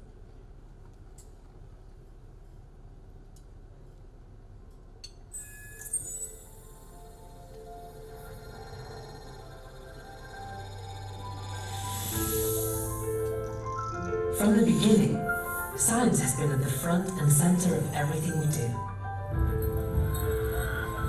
taking us to places we never thought possible. This is the adventure of what science can do. Science can change the way we see the world, change how we live our lives, make us pioneers. Science can impel us to take risks, share and collaborate. Harness data, technology and AI to accelerate change. Bring people together to achieve the impossible. Fast forward the future. Science can create novel therapies and vaccines. Help people with chronic diseases live better, healthier lives. Redefine cancer care. Pioneer treatments for rare diseases. Prevent, modify, and one day, even cure. Make patients partners in their own treatment. Science can inspire us to keep doing incredible things. Give more and more of us access to healthcare. Transform the lives of billions of people and unite us all around the single aim of improving lives and life chances. Science can do all of this ethically and sustainably, leading the way to a low-carbon world, making healthcare systems more sustainable and resilient, being bold and ambitious to make people, societies and the planet healthier. This is the limitless adventure of what science can do.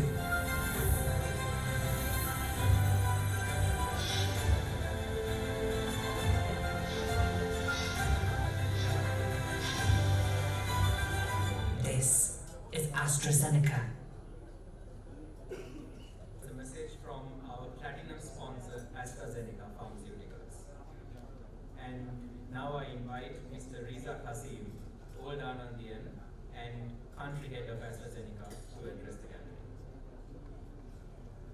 Everybody, and I thought I was actually walking inside Oxford, the mathematical lecture of Oxford, when I saw the caliber of Professor Harsha, Professor Ravindra, Dr. Manoj, Dr. Anil Jasingh, was just thinking, Ananda is Oxford actually. And I'm so privileged to be with you all after 28 years. I'm the head of AstraZeneca Sri Lanka. And so privileged and delighted to be a part of it and to head AstraZeneca as an Anandian. I just want to go through my memory lane of the last, when I was there in 1993. Actually, I was the only non-Buddhist in Ananda who was doing the A-levels in 1993 bio. I never found a difference. They were so united. They had that comradeship. They had that fellowship. They had that impregnated quality that they kept me as a brother of mine. That's what Ananda is all about. And I think we are so proud to be an Anandian, even after 28 years. There are so many friends of mine who are here and who have been helping me for the last 28 years during my pharmaceutical industry. And today, actually, we are going to listen to a few lectures. And we, AstraZeneca, within the last 3-4 years, have introduced so many new products to the market. And also, we were able to help us with the vaccines as well. So recently we have introduced a few novel medications. Can you put it on this one? We have introduced a novel medication for diabetes called Forxiga, that is dapagliflozin, that is sodium glucose transport inhibitor. So today I think the two lecturers who are here, Dr. Bhatia and Dr. Manoj, will be touching upon this drug. This is a unique product that has been manufactured by AstraZeneca, innovated by them. Initially it came up for diabetes, for the management of diabetes. Then it went for heart failure. Now with the drug of choice for CKD. So in Sri Lanka, for the first time, we had got the official labels to all 3 indications. So I presume both the lecturers will be touching upon that. And also, if there's any help that Ananda needs from AstraZeneca, please let us know. I will be there to help you. Thank you and have a great session.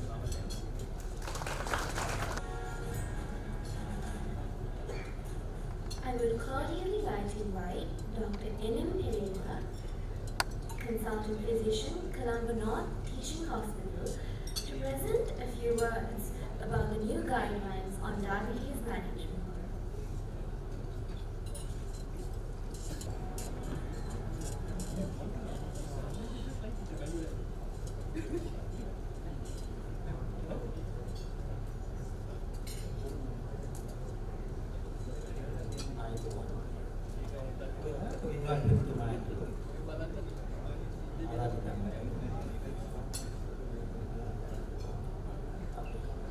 Sponsors, AstraZeneca, Georgesburg, and Research Hospital.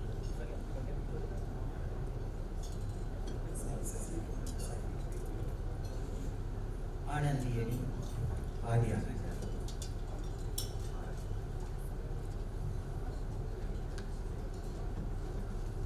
Before going into the lecture topic, I would like to see some background. බලමු අපේ ලංකාවේ එක පැත්තකින් junk food තියෙනවා. preservatives තමයි foods තියෙනවා. අනෙක් පැත්තෙන් ඕන තරම් පලාවල් තියෙනවා. අපිට ආයුර්වේද මෙඩිසින් තියෙනවා. ආයුර්වේද බෙහෙත් තියෙනවා. ආයුර්වේද මැල්ලුම් තියෙනවා. දෙබොවල කෝවක් වල which will event the diabetics will get benefit. අපිට ව්‍යායාම කරන්න පුළුවන්. නමුත් අපි සමාජාට කරන්නේ නැහැ. It's zero exercises. So, bearing all this in mind, I will take only 15 minutes for my presentation. Advances in diabetic care. In this, I will do a small introduction. Then we'll go into the importance of diabetes, and we'll be discussing why you get diabetics, the relevant pathophysiology classifications, type 1 diabetes, type 2 diabetes, the maturity onset diabetes in LADA, the specific and newer oral hypoglycemics, and injectable hypoglycemics. And I'll be touching on some degree of insulin in the summary. Globally, 460 million people affected worldwide. 50% of them are diagnosed. Out of them, 5 to 10% are only type 1 diabetes. 90 to 95% are type 2 diabetes. 1 in 6 live births are affected. Live births are affected. So, recent guidelines 2023 pay more attention on the gestational diabetics. Out of these, the most, Sri Lankan urban adult population, with the recent research said it's going to be 27.6% prevalence. So, the field of diabetes is changing fast. What is the importance of this? It's a major cause of mortality and it's a major cause of other disease mortality. Cardiovascular, central nervous system, nephrology, and surgical sepsis and immunosuppression. So that it's the #1 killer worldwide. So that there are changes in updated practice guidelines in 2023 and they pay more attention for the pre-diabetes status, youth and adult diabetes type 1 and type 2, gestational diabetes, and strategies of prevention and delay of type 2 diabetes and associated comorbidities. And there is emphasis, they are emphasizing support of higher weight loss of 10 to 15% if you're obese. And new recommendations also, they concentrate on sleep health, physical activity, and social determinants. New hypertension diagnostic cutoffs, it's not 140/90. They have reduced it to 130/80. An expanded role of SGLT2 inhibitors used in IHT with heart failure, and role of finerenone in diabetic with CKD with albuminuria. And new lipid management recommendations to lower the lipid goals further. And in point of care, the importance of HbA1c testing. And also they focus on non-alcoholic fatty liver disease. Why you get diabetes? Obviously it's due to the increase in insulin concentration, and also with insulin resistance, and also other counteracting hormones and other counteracting factors. So that there is monogenic inheritance, there is polygenic inheritance, and there is autoimmune pathologies and others. Why do you get hyperglycemia? Now, there are multi-system level affection here, and we say, if you go to the first, even brain, there are inputs from the brain which, if that is defected, you get hypoglycemia. From the pancreas, decreased insulin secretion or decreased glucagon secretion will cause hypoglycemia. There are these certain drugs, as I mentioned, will act there. And there is increased hepatic production, and again gut with the incretin, and decrease from the absorption from the muscle, and there is the kidney excretion of glucose. There are newer drugs are acting there. So what is the classification? Still it's type 1, type 2, but we don't go by the age. Below 30 and below 60 is not there. Type 1 diabetes is due to the autoimmune beta cell destruction, and there is absolute deficiency of insulin. Type 2 is there is non-autoimmune progressive loss of adequate beta cell secretion, and specific other type 3 is with the monogenic and the immune mediated other stuff, and the cystic fibrosis and pancreatitis. Also they pay more attention, and they have categorized gestational diabetes as type 4. So how do you diagnose diabetes? Simply it's with fasting blood sugar level of more than 126 you are diabetic, or 2-hour value of 200 above is you are diabetic, or HbA1c of 16.5 is you are diabetic. We all know this. But there is another entity, pre-diabetes. And recent guidelines pay more attention on this.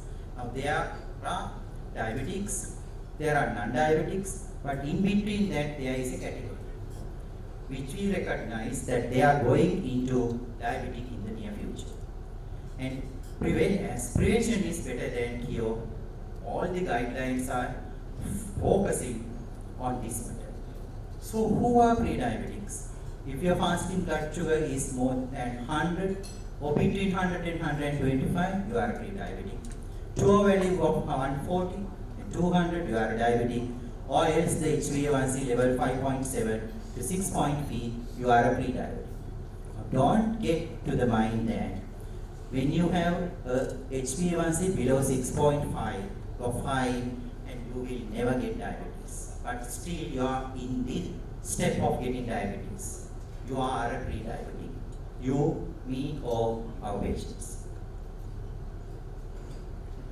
So, testing should be considered in adults, especially if you are overweight or you have obesity, you have to check for that.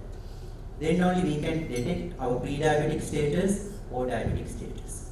But even though that is not there, if your first degree relative have diabetes, or you are in Asian country and ethnicity, and history of cardiovascular disease, or if you have hypertension more than 180, better check.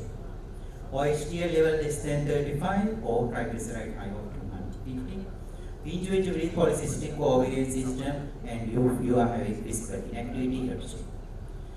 Other clinically associated with severe obesity or other system. And if you are diagnosed or detected to have pre-diabetes, you should take test yearly or annually. People who are diagnosed with GDM, gestational diabetic mellitus, they should be screened every 3 years. For all other people, testing should be between end of 35. According to these criteria, all of us need to check ourselves. If results are normal, then again you have to take 3-hour intervals. So that there is again what is called DPPP, that is Diabetic Prevention Program. It emphasizes these days that weight reduction is very important. So they say to have 10 to 15% weight loss, especially if you are overweight.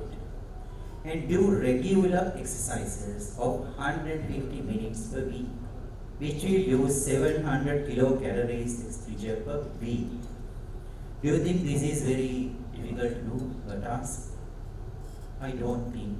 If you do half an hour sessions, 5 sessions per week, you are there.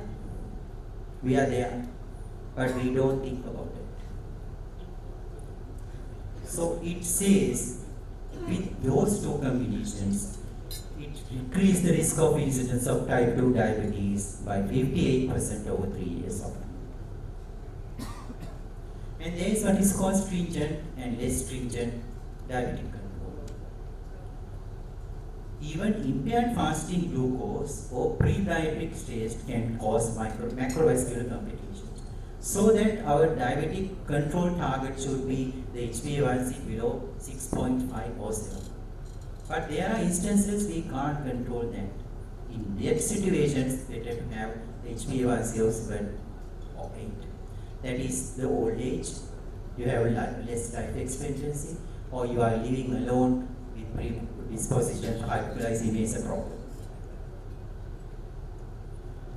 So how do you manage diabetes? Pre-diabetic, right? Why? And I mentioned these things. You need lifestyle medications, weight loss, regular exercises 150 minutes, and last it comes included the metformin therapy.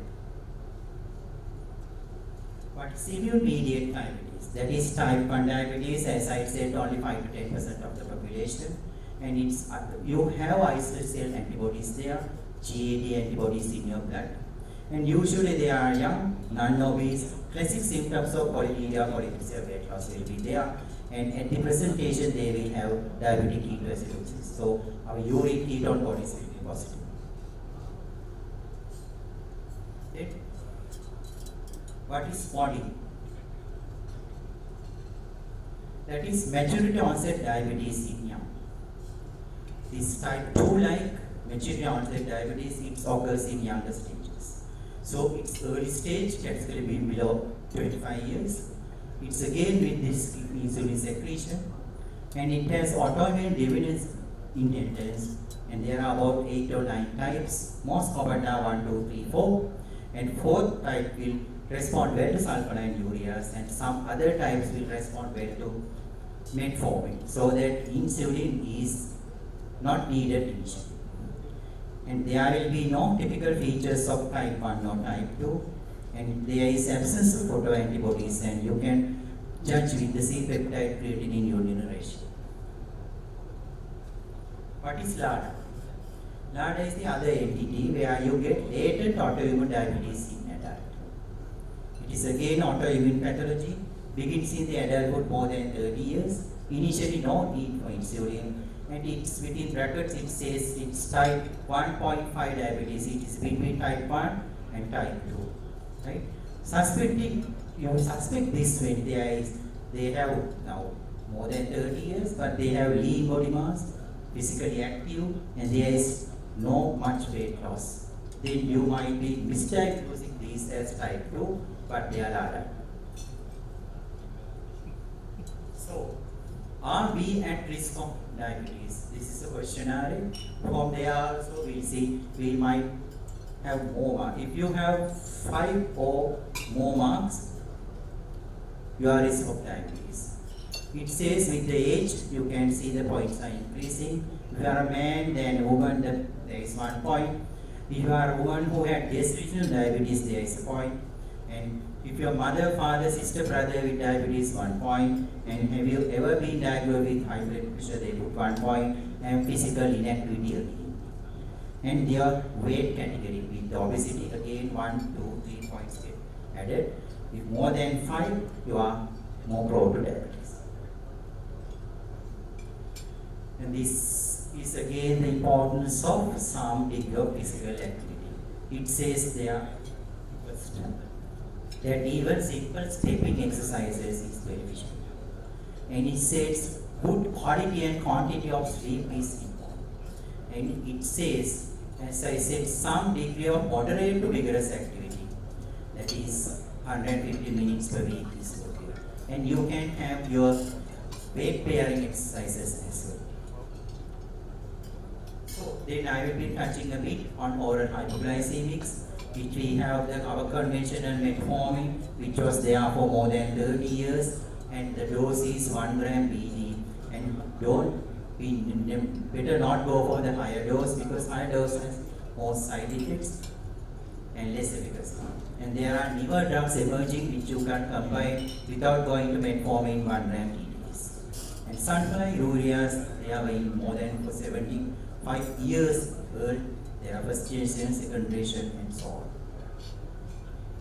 And methylene, the reproline and reproline, and thiazolidine, spironolactone, rosiglitazone, they have, other than the sugar lowering effect, anti-inflammatory, anti-thrombotic, and antithrombotic, so they are more beneficial. And again, alpha-glucosidase inhibitors, as you all know, that covers and other stuff. And DPP4 inhibitors such as sitagliptin, vildagliptin, we are using more frequently these drugs. And there are incretin agonists, where the gut secrete usually the incretin, and we stimulate that secretion from external glucose. And most important is these days the SGLT2 inhibitors, empagliflozin and levodopa. And there is other entity called GLP-1 agonist semaglutide, which can be given orally, and all the types are injectable. These are not insulins, they are hypoglycemic agents which you give orally or injectable. And this just, I put some things in this part, we will be discussing this more. Just there will be, this is the benefit of SGL2 inhibitors, the empagliflozin and levodopa. It says that more than the placebo, it significantly reduces the cardiovascular death. And again, it reduces the heart failure and the hospital admissions. So, where are we as Sri Lankans today? In the world, I'm not going to talk about the conventional insulins here. In the world, there are what is called continuous glucose monitoring systems. It's attached to the body, and it detects the insulin level in your body. Automatically it gives the signal to the automated insulin devices, again which is implanted semi to the body, and with this sensation is continuous glucose monitoring and continuous automated insulin delivery to the body happens. But in Sri Lanka we are still not there.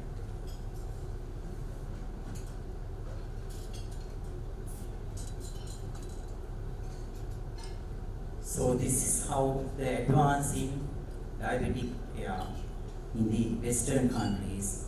They fix their devices to the body which control the sugar level 24 hours, and it has a better control, better HbA1c reduction, and at the end you get prevention of the complications.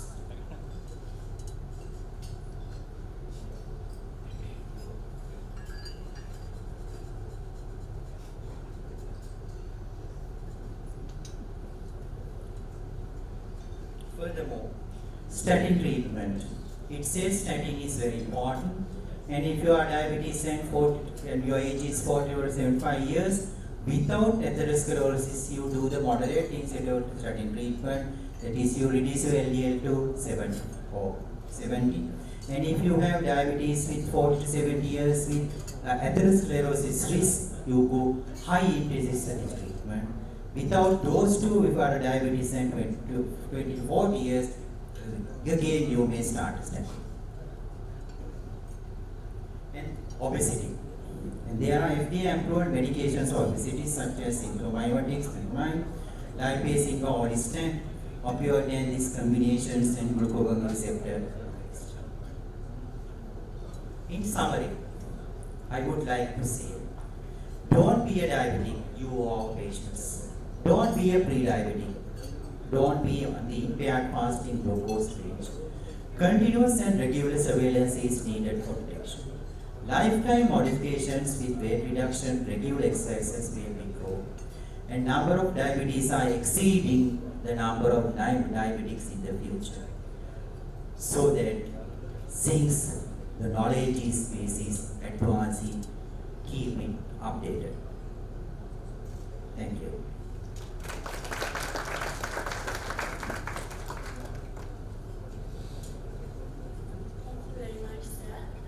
I would like to invite you back to stage for a token of appreciation.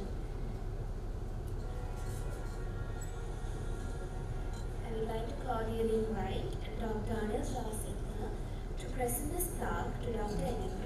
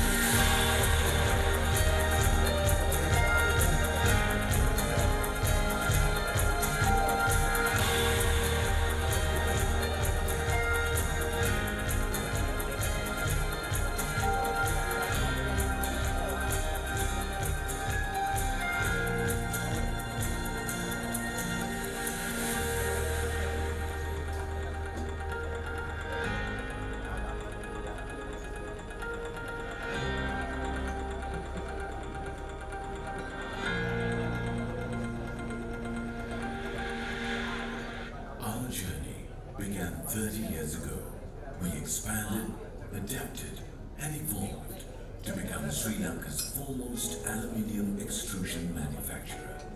We were recognized and we received international certifications to become the most trusted aluminium brand in Sri Lanka.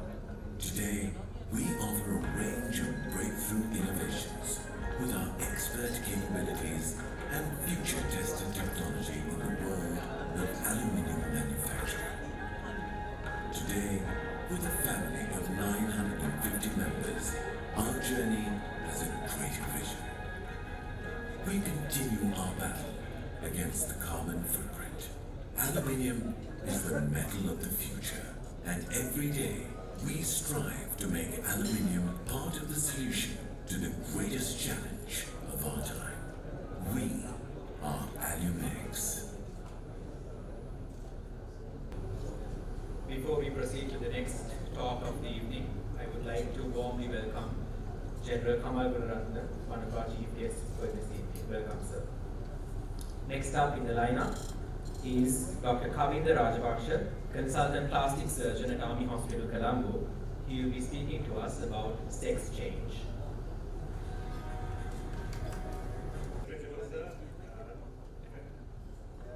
Defense Secretary, Major General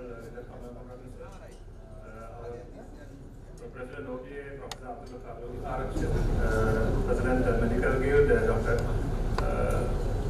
Anil Jasingha, our patron Dr. Shantala De Silva, one of my first year surgical trainer, council, distinguished guests, ladies and gentlemen. First of all, I'd like to say that when Tarak, our Assistant Secretary, invited me to speak in this forum, he said, do something, sir, speak something interesting. So I hope this interests you. And another thing I want to mention, this is, by the way, not my mainstay of practice, in case one of you, two of you, get any thoughts after the lecture. So I have no conflict of interest here. Most of the presentation is consisting of all my patients whom I have operated on. Some of the diagrams are from free source from Google. So before we proceed, I just want to introduce you two words. One is gender dysphoria. This is a gender condition where a person experiences discomfort or distress because there is a mismatch between their biological sex and gender identity. In other words, basically you are trapped in an opposite sex body. Okay? So this has a lot of degrees of presentation. Some are completely, they feel like the opposite sex or to a degree. So it's a spectrum. So because of this issue, this other word came into practice, transsexualism. Actually, it's a disease condition which is categorized in ICD-10 as described as a desire to live and be accepted as a member of the opposite sex, usually accompanied by the sense of discomfort with or inappropriateness of one's anatomical sex and a wish to undergo surgery and hormone treatment to make one's body as congruent as possible with one's preferred sex.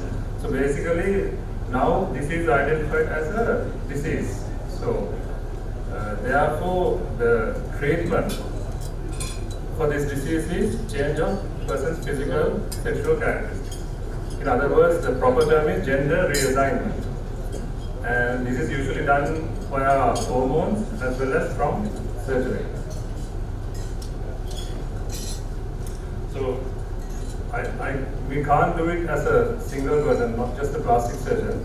It's basically a team effort, and mostly these patients first come to the psychiatrist and they counsel them and see whether they have to diagnose this patient as a transsexualism person, so that they will proceed from there onwards, get a psychologist involved as well to counsel not only the patient, their parents, sometimes partners, and then get the endocrinologist involved in performing hormone treatment to change the sexual characteristics. At this stage, this is a reversible stage. you can still, if the psychiatrist find out this patient is not really in the diagnosis wrong, they can still reverse. So therefore, these patients stay at least for about 2 years on hormone treatment without undergoing any surgical procedures.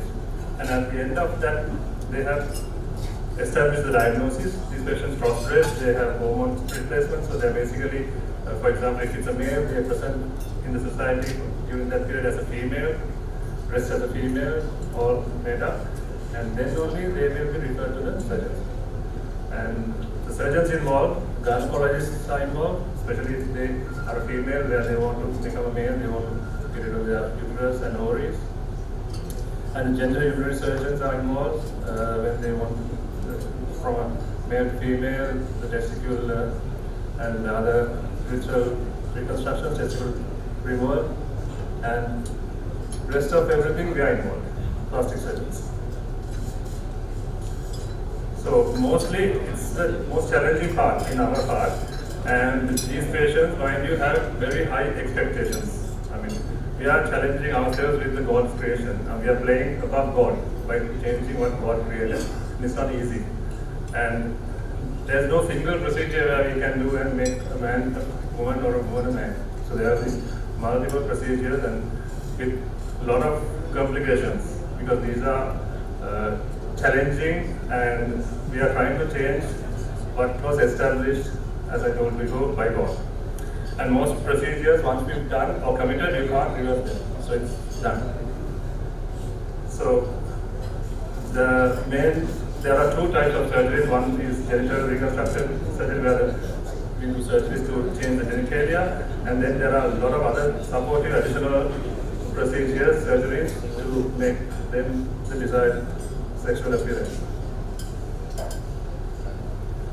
So these are a list of things which we commonly do, and when we are making a female to a male, first they now remember all these patients have gone through their 2 years of medical, psychological, psychiatric, and hormone treatment when they come to us. So they basically are dressed like the opposite sex, the desired sex. So they are already there. So then we do the if it's a female to male, firstly they have to undergo hysterectomy and salpingo oophorectomy. After that, depending on their, because some of these patients, mind you, they will settle at one stage. They just want to cross-dress and probably remove their ovaries and uterus and stay like that. And some go beyond that. They remove their breasts, do mastectomy, and then reconstruct. And then some of them settle at that point. There are further people, they want the low down done as well. Phalloplasty, then vaginal obliterations, scrotoplasty or testicular prosthesis. And sometimes when they are being given testosterone for a long time, they have this clitoral hypertrophy. So these people can be put into a phallus by what we call this metilioplasty. That's clitoris being made into a phallus. I'll show you some photos later on. Just be patient. And then we have to contour these patients because they are females, and female body contour is different to a male. So we have to do some liposuction sometimes, maybe put implants to get a chest, and probably do abdominoplasty. Because some of these people already have had children also by the time they realize that is not their sex. And then do facial surgeries to make more masculine. Nose jobs like rhinoplasties, jaw and chin implants. Sometimes we give fillers. So as you can see, it's a list of things in different time periods. On the other hand, when you make a male to a female, which is a little easier than the one before, start with doppidectomy, removal of the testicles, and then we put implants to make new breasts. And then some of them want to undergo kinectomy and probably make a new vagina or genitoplasty. And these people, of course, males, most of them have hair, and some of them, by the time they come to us, there's hair loss because of the hormone treatment. But it's not, we have to do laser hair removal. And then body contouring. Here, you have to put more fat on the buttocks, buttock areas and other areas where you have to get the female figure, so you may have to give lipo injection instead of liposuction. Sometimes you have to put implants, buttock implants, fat injections, and facial feminization. That's a different entity where you make a male face female. So the nose becomes made into a narrow nose, jawlines are reduced, and cheek implants sometimes, and brow lines softened. Forehead changed because male forehead is different. And then sometimes we have to remove the Adam's apple, the thyroid chondroplasty, and reflexation. Some of them are broad, so we have to narrow their hip and chest. So sometimes we go into the extent of removing ribs also. So now, problems faced in Sri Lanka. This is a challenge for us. And we are, of course, as you know, in a free health system where we have a lot of stress or talking about whenever we do this kind of session in a hospital, because most of them, they don't know this is sensitive. They think we are doing it for fun, or the patient is doing it for fun, jeopardizing the time and theatre time and expenses of a patient who deserves another surgery, probably a cancer surgery. But that is not the case. It's a stigma we have to change. And then, if they are to come to private sector, it's not easy. It's very costly, and it's not just one surgery. They have to undergo whole set of surgeries. So most of them they can't afford.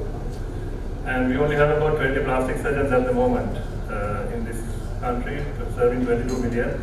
Out of this 20, also only 14 in the government health sector, 4 retired, and 2 in I'm in the military, and 1 in KU. So we are also scattered and very sparse.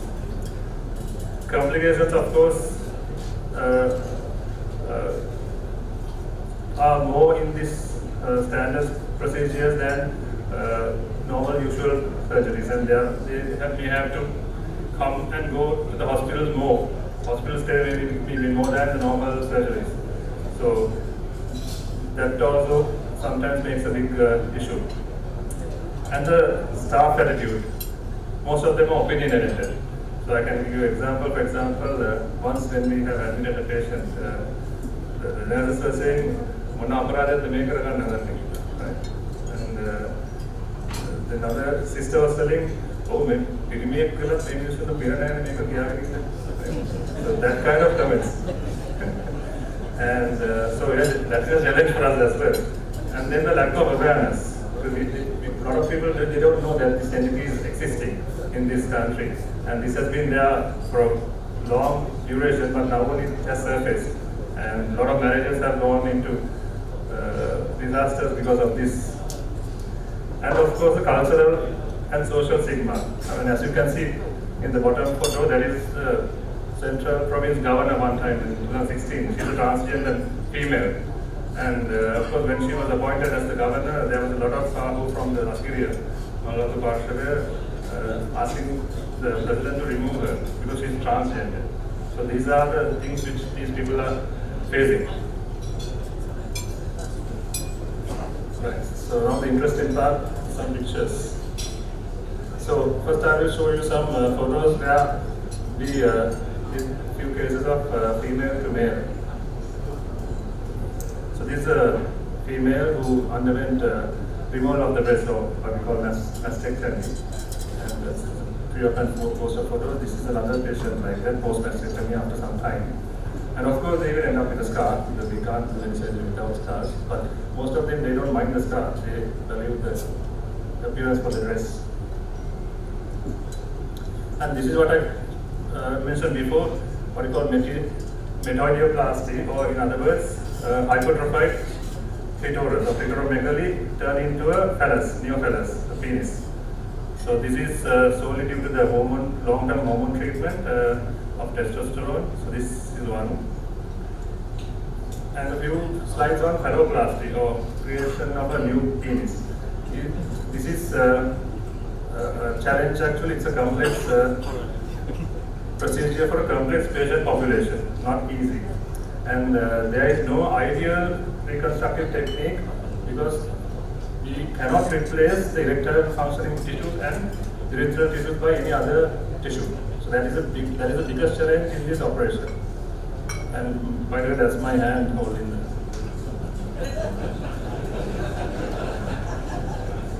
So if I go just a small recap on history. This was first done in 1936 by the Russian surgeon called Bogaras. Actually, he didn't do a neophallus for a gender transgender patient or gender reassignment. He did it for a traumatic configuration of a penis. So he basically created the penis from using abdominal wall tissues. Then first phalloplasty for gender transfer is done by Sir Harold Gillis in 1946, 10 years later. This is what Sir Harold Gillis did. He basically used some tissues in the anterior abdominal wall, skin, rolled it into a tunnel and kept it there till it matured. And then he detached the proximal part and attached it to the distal pubic area. And then allowed the blood supply to gain from the pubic area and then detach the abdominal part again. So it's like, have you seen the leads going from one side to one like that? It's a stage procedure. It took months to get to the place where it should be. And then there was a big change in the history by these Chinese two surgeons, Chang and Wang, who did the first radio forearm free flap to reconstruct the penis. This is a one-stage reconstruction, and this is the technique which we use also in most of the centers worldwide now. So, as you can see, techniques of phalloplasty, there are so many procedures. A lot of experiments are done, and so there are certain free flaps like LC flaps, ALC flaps, there is enterolap flaps, fibula free flaps, and the last one, radial forearm free flap, is now considered gold standard because of I'll show you some photos why it is like that. So this is what this is the original document from Wang and Chan, where they reconstructed the penis out of the tissues on the forearm, skin and soft tissues, not the muscles and nerves, muscles, but skin and soft tissue as well as the blood vessels and nerves. So they took tissues to make a neophallus. This is a patient. This was actually done when I was in Australia in my foreign training. This is a Caucasian patient, but I was involved in this surgery as well. You can see the markings on the forearm to create. This is art actually, right? And on the middle top one, you can see the blood vessels still connected, and the two nerves are hanging, and the thin strip lower down is the one which is going to be created into the urethral tube. That is shown on the left hand corner, on your right hand corner with the catheter in, and then it was rolled up inside from the other skin to make the phallus.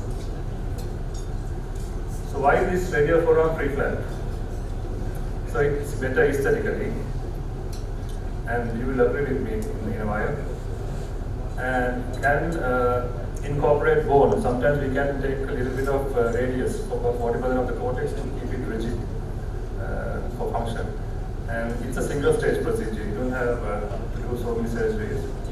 And there is hardly any donor side morbidity. You just cover the donor side with the skin graft and they recover quite well. And the patients are quite satisfied with this procedure compared to other flaps. And then this has the, I would say, lowest rate of serious complications. But it is always difficult because you need microsurgical skills as well as good equipment, and then these surgeries take time. Usually phalloplasty takes about 6 to 7 hours by 2 teams operating at the same time still. So this is one of our patients. This is before. As you can see now, conventionally we require the VOGs to do their hysterectomy with a lower vertical incision rather than anesthesia, so that they will even with accident, not jeopardize the inferior epigastric vessels, which we need for the anastomosis sometimes.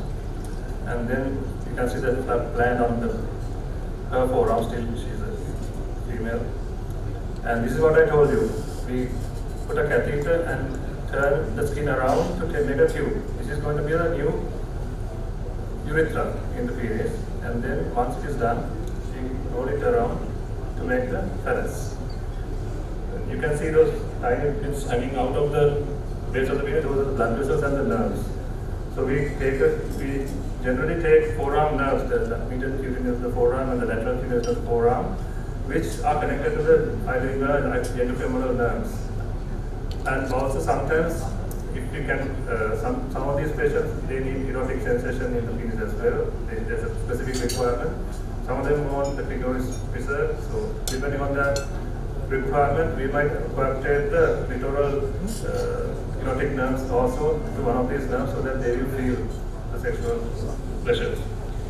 So this is after, the lower down photo is after taking the tissues out. So that's going to be covered with a skin graft. Again, that's me holding. And that's a remarkable photo. I want to tell a story here. Can you, I'm not talking about myself, can you notice somebody behind? That is the nurse. And she was startled and she was having a lot of questions. And at one point, when a lot of people are gone out of the theatre, she was asking us, "Sir, civilize the words. So,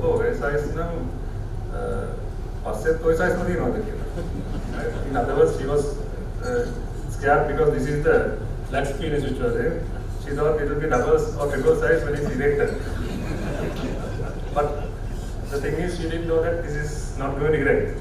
There's no erectile issues. But I mean, this is the assisting nurse is unaware of this procedure. Can you see the depth of the issue? Right. So I had to tell her so that she was calmed down afterwards. And this is, sorry for the bloody photo, but that is how complicated this procedure is. So many cuts. And from above, we catheterize the bladder, a temporary suprapubic catheter, and then a lot of anastomosis are going down there. And the femoral vessels are accessed to get a brain graft to the venous pedicles. Usually we do about 2 veins and an artery, and the urethra is anastomosed properly, and the catheter, silicone catheter is placed. You want to stop? My time is up. So this is after a few days, and sorry, 1 month, around 1 month, and all the here things you can see. This is out about 6 months, and you can see all the hair growth after hormone treatment, and that is the forearm after the skin graft. Not a bad outcome. And yeah, that is the length, and this is a flaccid phallus now. So there are these secondary procedures to make it rigid by putting silicone prosthesis. Some of them they don't want it. And this is another case where we did not form the urethra because challenge we have is urethral fistulas and the urethral strictures, where the connection is from the female urethra to the skin urethra. So that is a challenge. So then we did one case without forming. She didn't want a urethra made. She wanted to keep her vagina and the normal passage of urine. So she just wanted a phallus. So now actually it's a E. So this is again after the procedure. You can see the urethra is in the normal route, and there is the phallus being created, and that's the skin graft. And this is after 1 week. You can see still the staples are on the skin graft, and there's good hand function. There is no disability to the hand in this procedure. And that's after about a month. And then we tried another technique. This is also described in textbook, where we can prefabricate the urethra. Because urethral strictures are the most issued urethral leakages, where as I told you, on the anastomosis side. So that is, many parties think it is because of the urethral mucosa and the skin anastomosis. So therefore, we tried to get a buccal mucosa and applied it around the catheter and put it under the skin subcutaneously, allowed it to mature, and did it in 2 stages. And this was that. And that showed actually quite a better outcome than the previous ones. Okay, then male to female. So mostly people are happy when they are when they got boobs or breasts, in other words, with implants. So it's not a complicated procedure, just silicone implants. Some of them look better than a lot of females, isn't it? So that is a silicone implant here on that hand, and that has, it's not a liquid, it's a cohesive gel. So even if it ruptures or gets pricked, nothing leaks out. It's like a jelly. And this is pinectomy being done with a vaginoplasty.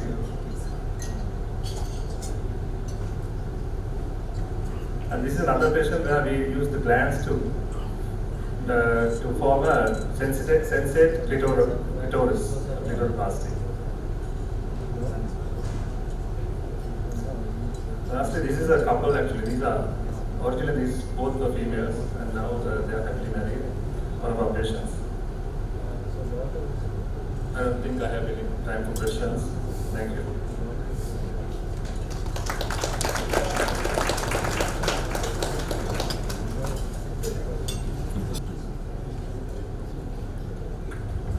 Thank you, Dr. Kavindra Rajpaksha. To hand over the token of appreciation to Dr. Rajpaksha, I cordially invite our Secretary of Defense, General Kamal Gunaratne. Please, sir, if you would come on the stage.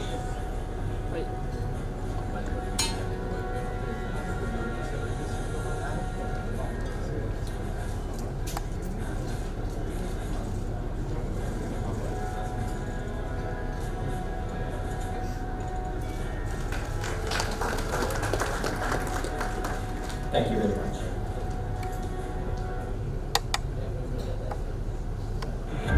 ලෝපුරා බොහෝ කාන්තාවන්ට මරණයක් කරද කාන්තා පිළිකා මරණ අතර දෙවෙනි තැන ගන්න පියවරු පිළිකා රෝගීන් 3000ක් පමණ වසරකට ශ්‍රී ලංකාවෙන් හඳුනා ගැනීම පියවරු පිළිකා රෝග ලක්ෂණ කල්තියා හඳුනා ගැනීමෙන් එය පාලනය කරගත හැකියි.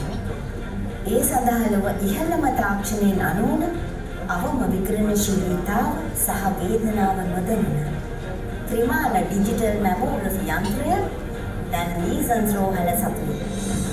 එන්න අදම ලීසන්ස් රෝහල සමග එක්වී පියවරු පිළිකා අවදානම පරාජය කරමු. ලීසන්ස් හොස්පිටල් සෙනෙහස පිරුණු විශ්වාසය. ලංකාවේ ප්‍රථම වරට හෘදය අංශුල MRI ලීසන්ස් රෝහලේ. ලංකාවේ ජනගහනයෙන් වැඩිම අවධානමට ලක්ව ඇත්තේ හදවත් රෝගයි. ඉතින් රෝගය ඔබ කරා එන තෙක් නොසිට පෙර සූදානමක සිටීම ඉතා වැදගත්.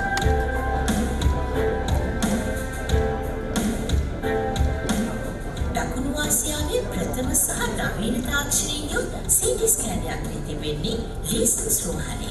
නිරෝගී දිවියකට පෙර සැලසුම ඔබම සූදානම් කරගන්න. ලීසන්ස් රෝහල සෙනෙහස පිරුණු විශ්වාසය.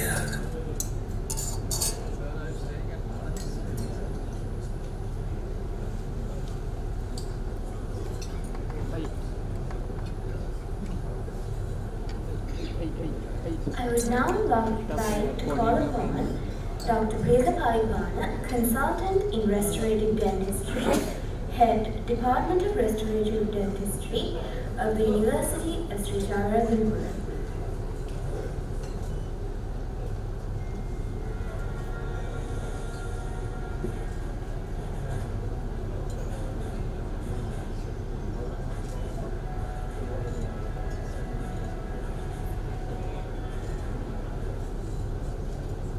Good evening, Chief Guest tonight, General Kamal Gunaratne, President, Old Anandians Medical Guild, past presidents, and distinguished guests. I would run through my presentation since we are running short of time, and I will be talking about the near normal replacement of teeth. I think this is much more easier than what is being presented by the previous speaker. And to start with, why are you not having teeth? It is to start with, like other diseases, congenitally missing teeth. This is a child with ectodermal dysplasia. You can see none of the teeth are present. And the second commonest, the commonest cause I would say is dental caries. It's a common disease, and you lose teeth subsequent to extensive caries. Thirdly, I am showing these pictures where advanced gum disease, or we call it as periodontitis, you lose teeth with mobility and ultimately you are going to lose the whole set of teeth. And more importantly, we lose teeth due to trauma. This is an avulse tooth on the tray, and a dental surgeon has re-implanted the tooth in the socket, but again you have complications associated with that. In this case, you can see the radiograph that the root is completely resolved. And in Sri Lanka, the Sri Lankan context is that we lose teeth due to wear and tear. We don't usually replace teeth unless it is aesthetically very important. In this particular patient, you can see most of the back teeth are lost, the posterior teeth are lost, and the remaining teeth are overstrained. I used to call it as wear and tear rather than in textbook form where the wear is mostly highlighted and you lose teeth due to that. And with this aging populations, you get overstraining of teeth. In the top photograph, you can see a crack line right at the center of the tooth, which will ultimately lead to complete splitting of the tooth as you see in the bottom photographs. So to replace teeth, the best would be to be independent of the remaining teeth so that you can do implant retained prosthesis. They can be done in various means. That is to rehabilitate the full arch, or you can have multiple units, or else most reliably you can do a single tooth replacement. So this is a case where we have placed 2 implants in a lower jaw where the patient is not having teeth at all. The standard of care, the golden standard, is to prescribe implant retained prosthesis or implant retained dentures in simple terms. There you, after placing it and after the titanium screws are being osseointegrated into the board, you take an impression. This is how the negative likeness of the mouth is. You call it an impression, and it is supposed to have the positive likeness as of the natural jaws and the implants. On that you make a bar connecting those 2 implants together, and a denture is clipped in. Here is a patient where he or she has undergone surgery due to a neoplasm, and we are replacing that part, and also it is helpful in preventing naso-oral communication. But in modern terms, you can place many implants and have a very reliable retention of the device by doing implant retained prosthesis, which will also replace missing teeth. This is another case where we have placed 2 implants. You can see one side of the palate is being gone, and it is well held there by means of this implant retention. So whatever it is, once you lose teeth and you have spaces in the mouth, you have to analyze it and just look at the final outcome before starting on treatment. So these are wax-ups for you to get better idea of what you are ultimately going to provide to this patient. So after that, if you have a single tooth missing, as in this case, you can do a surgical stent and nicely guide your implant or the titanium root into the bone. A similar case in a front tooth where the vacuum form surgical stent is used to ideally direct the root into the position so that which will ultimately hold the final prosthesis.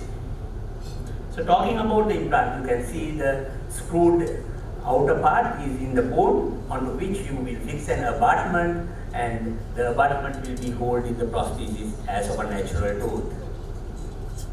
So this is the case where the surgery is being done, a single tooth implant, left central incisor, the very first tooth in the midline is missing, and there the implant is being placed. In the next or the second surgical stage, we will place something coming across the gum tissues. That is called an healing abutment, and once it is healed, we take nice impressions. This is another case.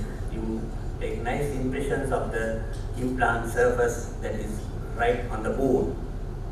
So you take impressions with special techniques. These days, with the latest techniques, you can even scan and get it. Here we are taking a conventional impression, and impression comes like that, and in the model we try and construct the ultimate prosthesis. So this is one of the cases that we are showing. And here you can see the abutment is ultimately fixed to the inner titanium root, and on that we are giving a nice tooth for the patient. To highlight what our keynote speaker mentioned, the medical or the dental doctor will be ultimately doing more of engineering and again some sort of artistic work. Here you see a case where the abutment itself that is coming and getting fixed to the inner part coming out from the gums is again of porcelain or ceramic, I would call, and the ultimate results are very promising. Here a case where you don't have adequate space because of the angulation of the adjoining teeth. You don't have adequate space for 2 implants, but a single implant right at the center is going to hold 2 crowns for that. Here you get 2 crowns being made on the model. This is the final outcome where it is fixed into the mouth and providing services in the long run. So this is another case. You can see how nice it is in the model and how good the emergence profile of this prosthesis. This is another case, another left central incisor being missing, part of the bone being resolved with the long run, maybe associated with trauma or during surgical removal. I was telling you about periodontitis and all this. They might lead to some loss of soft tissues and bone tissues together with the tooth or the root. Here we have replaced that missing part with pink colored porcelain, giving very attractive outcomes. Not just single teeth, I was mentioning right at the beginning that we can provide bridge work for the patients where you have lost many teeth. In this case, the patient is missing the permanent central incisors. The very front 2 teeth in the lower jaw are missing. We have placed a single implant. You can see it on the right hand top photograph. Since we can't place 2 implants, the space is not adequate, and onto which the 2 crowns are fixed. This is another case where the conventional bridge work is just holding on to the teeth on either side of a space is failing, and ultimately we have placed 2 implants. You can see in the bottom and bottom right corner one implant is better visualized, onto which we have fixed 3 teeth, and the previously compromised teeth are being crowned, and on your right hand side you see the nice photograph where 2 implants holding 3 teeth, and on either side the teeth which were damaged to hold the bridge are being replaced with single crowns. So like any other treatment, they are not out of complications. You get problems associated with implants. They are the decementation of the prosthesis, loosening of abutments. You get infections, we call it as peri-implantitis, and you might even get marginal bone loss in the long run, and you have to be very sure that they are not diabetic, or if they are diabetic, to control it really well, and you can get soft tissue complications if you don't maintain them well. So routine hygienic treatment is compulsory for you to have better long-term outcome. So they have to maintain equivalent health as of their natural teeth.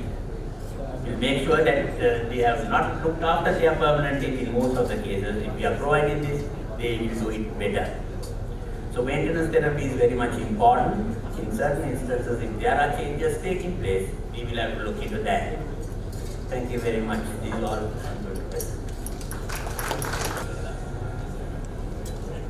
Thank you, Dr. Priya Palibana. To present a token of appreciation to Dr. Palibana, I cordially invite our Secretary of Defense, General Kamal.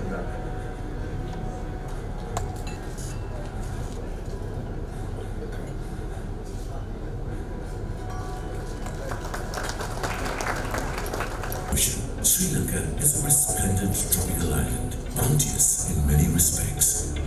In 1878, the founding of Chas P. Haley and Company eventually paved the way for one of Sri Lanka's undisputed corporate giants. Today, Haley's is Sri Lanka's most diversified multinational conglomerate, proclaimed as the #1 listed company in Sri Lanka for the past several years.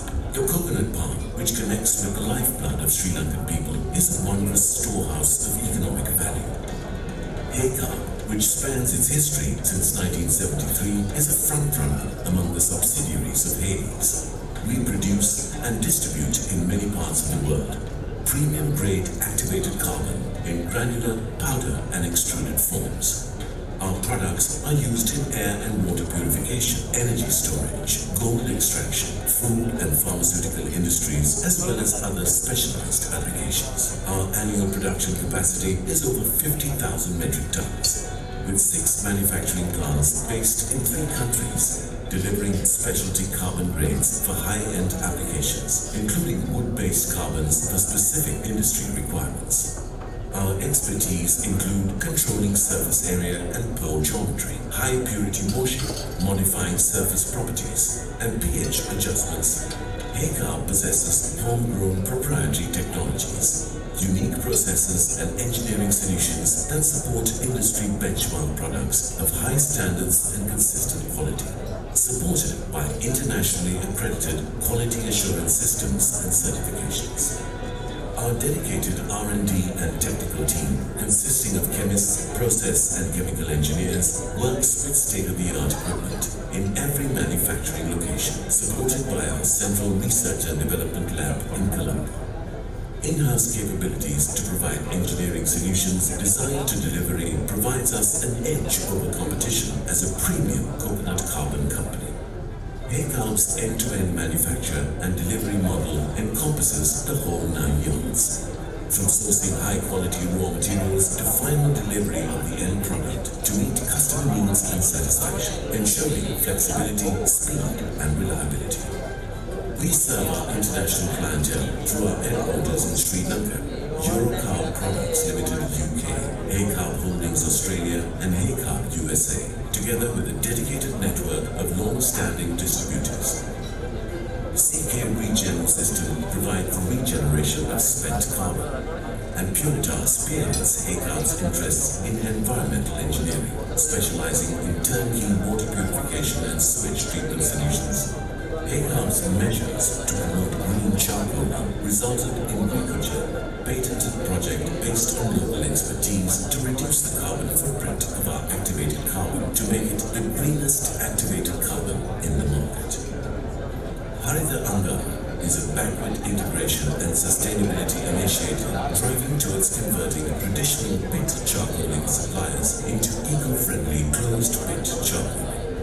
And Puritas Satbevara is the largest CSR initiative of the group and currently provides safe drinking water daily to villagers at risk of chronic kidney disease of Sri Lanka. Haycarb's legacy grows through decades of industry experience and innovation, driven by passion to better serve both our clients and the community at large. The Haycarb team will march forward for many decades to come as a pioneering enterprise that conquered the globe from the shores of Sri Lanka, the pearl of the Indian Ocean. And now, ladies and gentlemen, we have come to the final presentation of our academic sessions for the year 2023. I now invite Dr. Bhatia Ranasinghe, Consultant Cardiologist at Teaching Hospital Kalutara, to deliver his talk on new changes in the management of heart failure, a practical approach. Over to you, sir.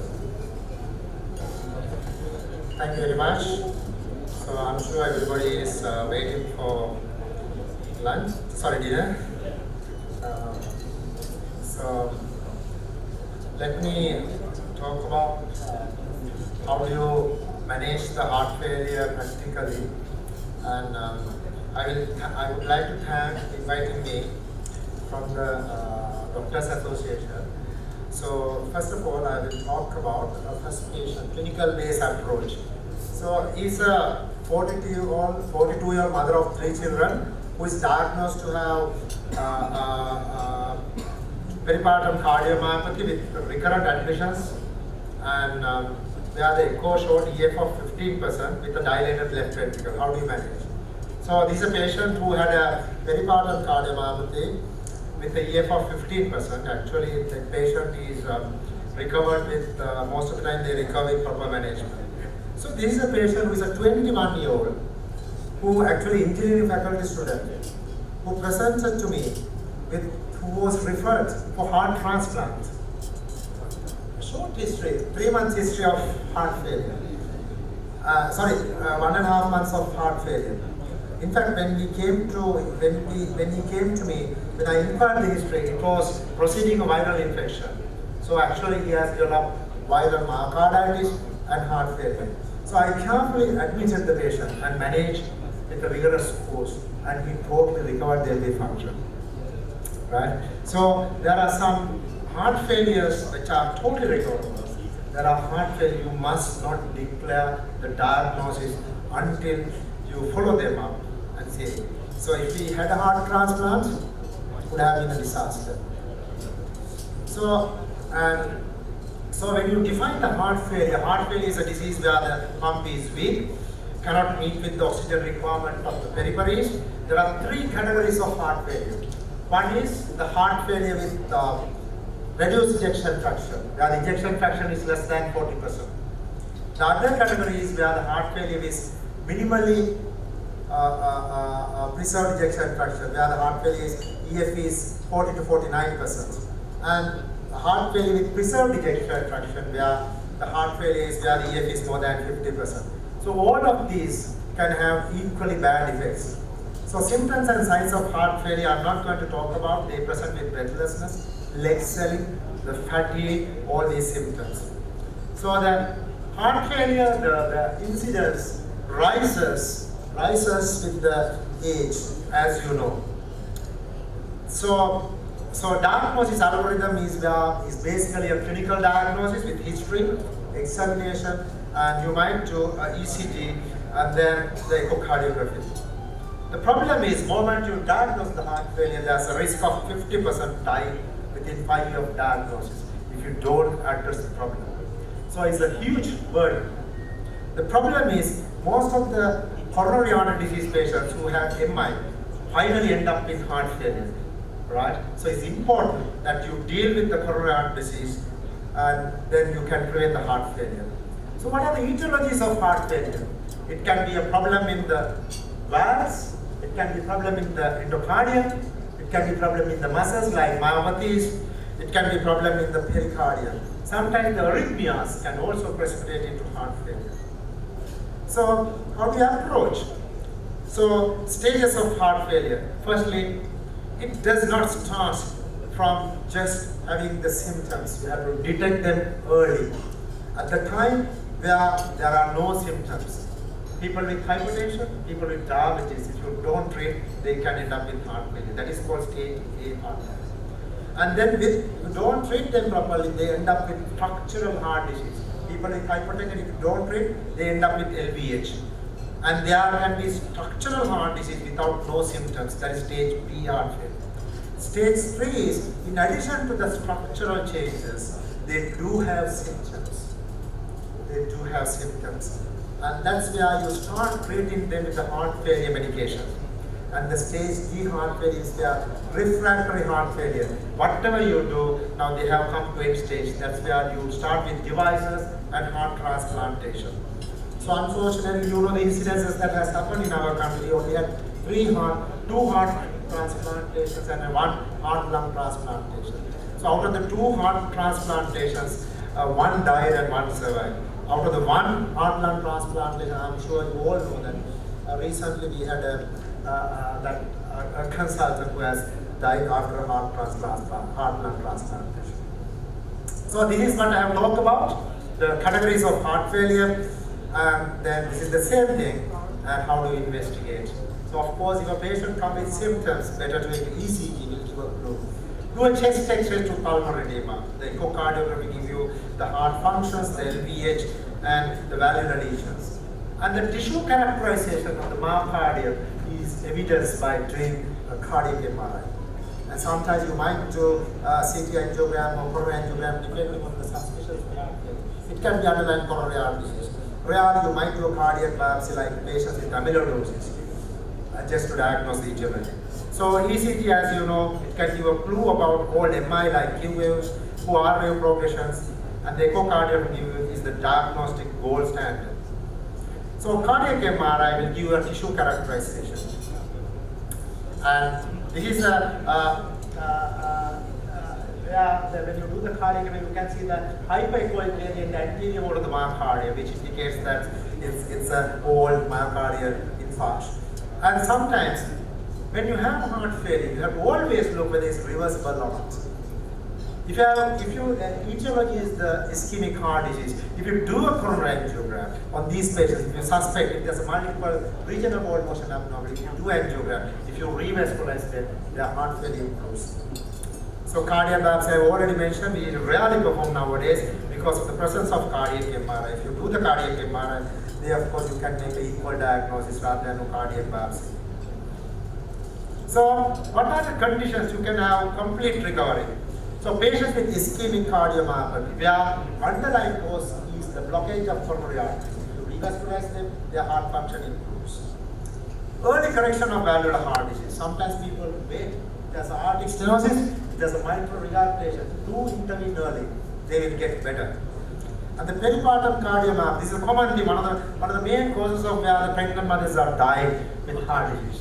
So when there's a heart becomes weak, if you carefully manage, almost all the patients in pericardial cardiomyopathy recover if you correctly manage. And the arrhythmias and the Takashimo's cardiomyopathy, viral myocarditis, where the most of the patients die because of even the COVID. Recently we had COVID. Because of the COVID, we got myocarditis and died. And it also can be lepto, also dengue. Because we have a lot of prevalence of these infectious diseases that can lead to this.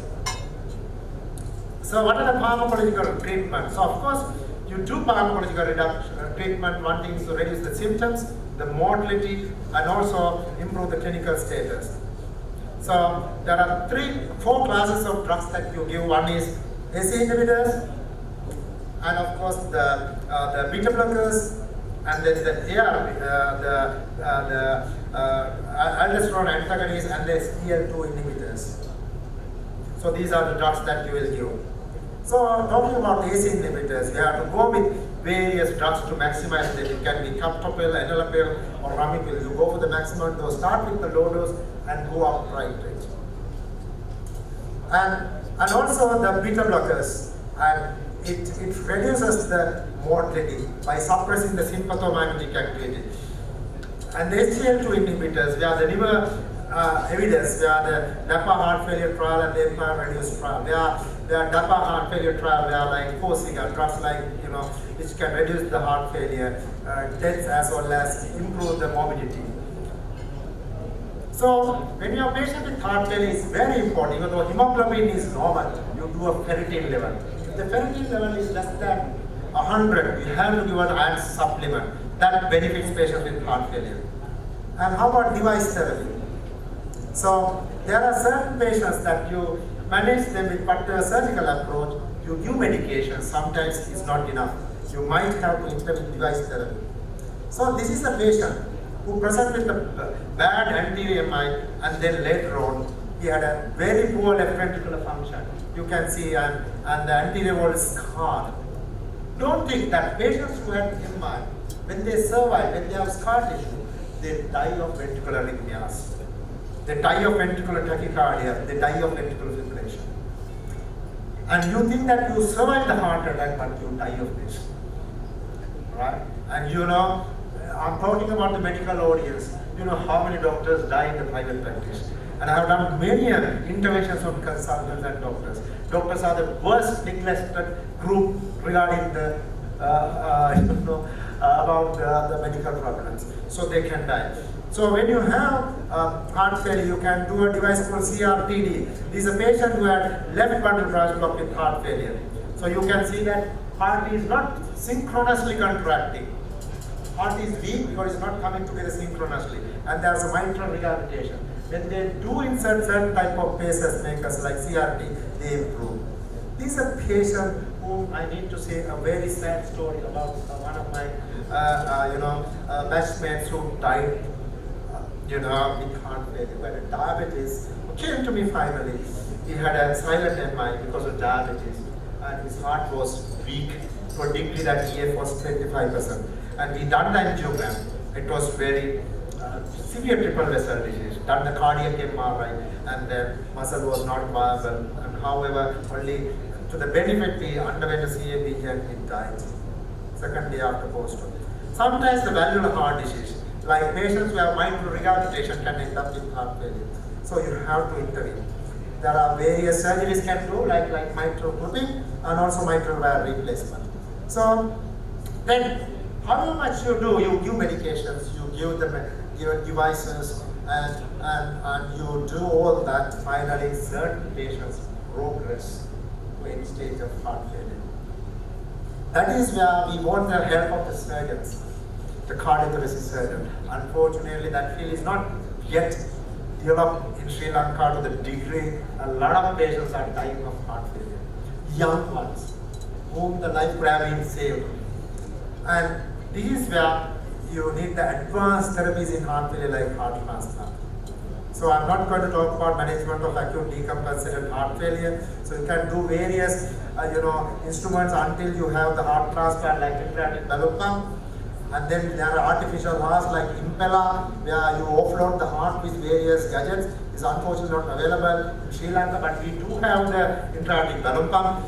And then the artificial hearts, where until you get the heart, you get artificial heart placed externally until you get the heart where a cadaveric even, where the patient can come to a transplant, where the heart is being looked after by an artificial heart outside, which is placed.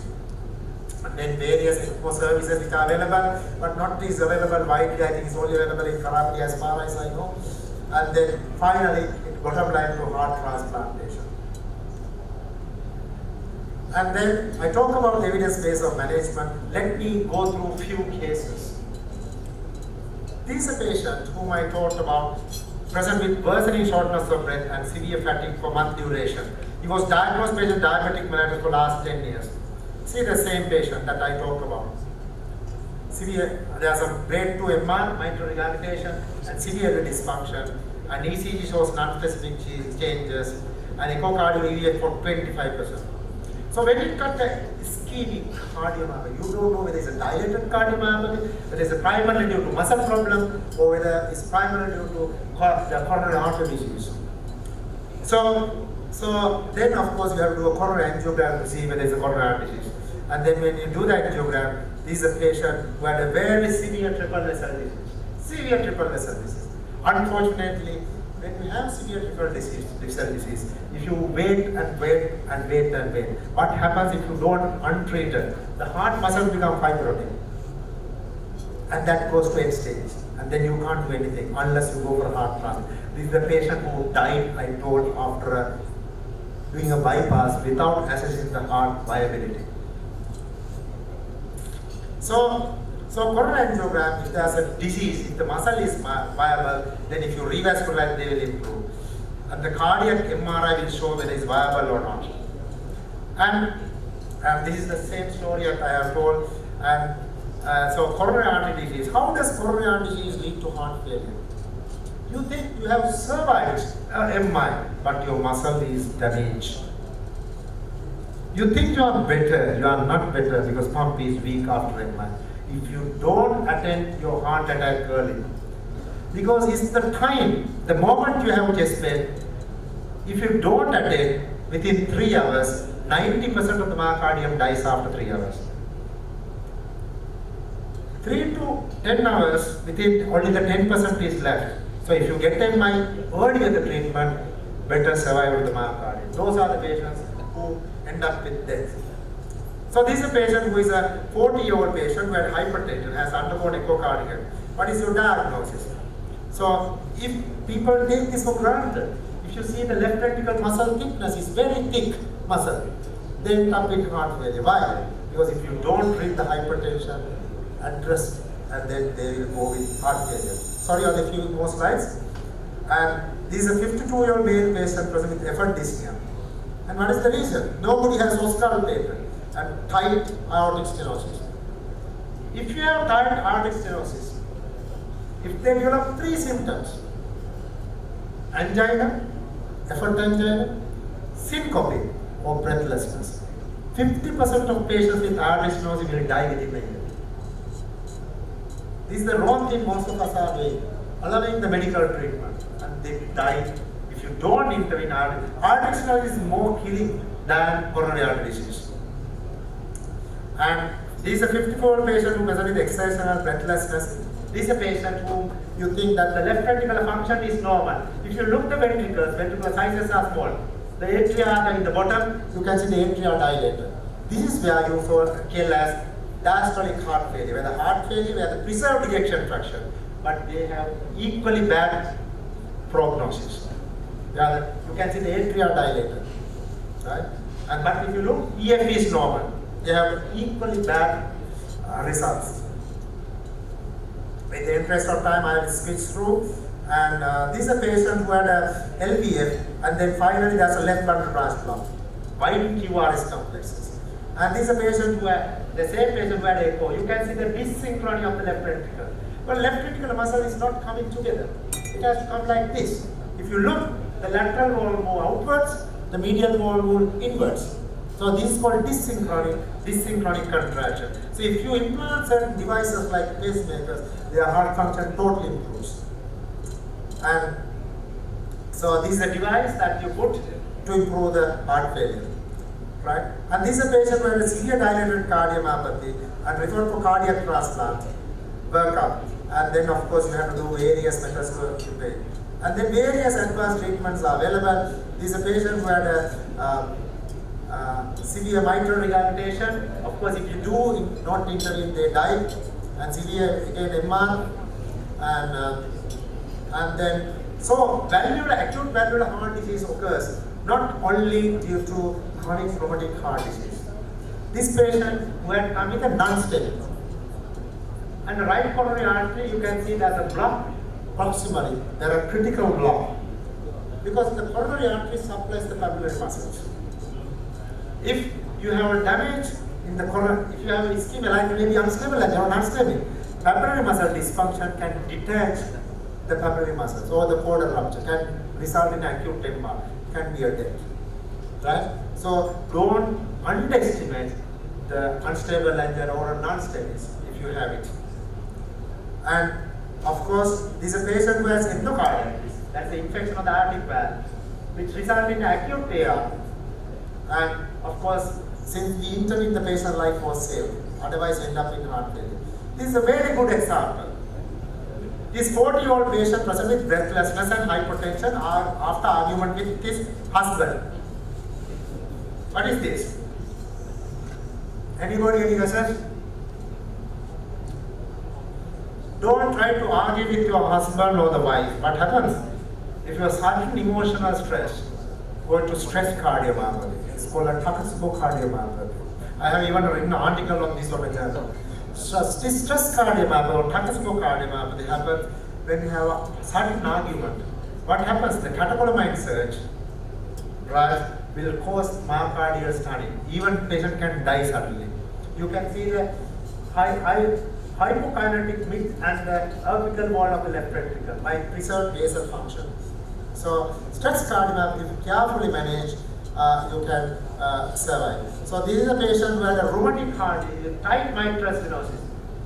But this doesn't cause heart failure because left ventricle is normal. But you can see the blood is just about to clot. Can you see that? The whirling of pool of blood just about to clot. Left mitral stenosis. But they can present with pulmonary edema because when you have mitral stenosis, the left ventricle pressure rises, and you can end up in venous pressure rises, the pulmonary veins end up in heart failure. So this is again a patient with hypertrophic cardiomyopathy. So just to conclude, sorry for taking 1 minute out of your dinner. Heart failure is a clinical diagnosis. You go by symptoms, you go by examination. 90% of the diagnosis is made by history and examination. And then it can be acute, it can be chronic, or it can be transient. You have to find out detail why it's reversible. You have to look for the reversible factors of heart failure. As I mentioned, valvular heart disease, ischemic heart disease, and if you correctly manage, like aortic stenosis, it reverses. And stress cardiomyopathy. Assess for reversibility and corrective factors, and then the treatment. This is a patient who came to me referred to me. He had an EF about 30%. with the pregnancy, had a bad coronary artery disease. With a POF 20 weeks. What to do? And it was underlying ischemic heart disease, 28 years. Sorry, I got permission to publish this slide, and I got the consent from them to publish, and then I put the mask not to reveal their faces. Excuse me for this, but finally it was a severe critical triple vessel disease. We did the intervention, and then the EF which was 30 had improved to 60%. And finally, what? This is the happy child at the end, and you improve the heart rate. So it's not difficult. It's not difficult. So if you correctly manage, and you will get through this journey. So is actually me. You know, when you go north, you haven't been to this border. There's Scotland and I'm sure many, right? And do you think that I'm driving this? Do you think that I'm driving this motorbike? No, I'm not driving because I have never driven a motorcycle. But of course, I'm acting that I'm like driving, right? So I took actually the owner of the bike actually took a photograph. Thank you very much.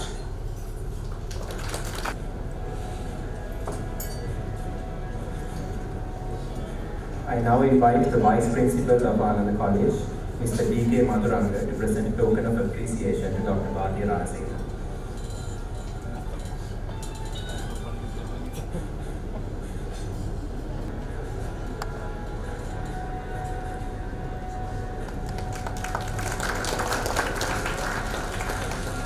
To the vote of thanks, we have another short video advertisement from one of our sponsors.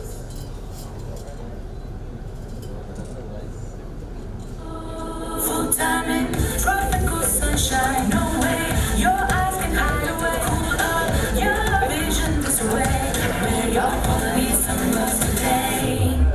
Take a look. Your eyes need trending. Drop. Your eyes need caring. Need the blood. Shades that care. Come to Vision Care.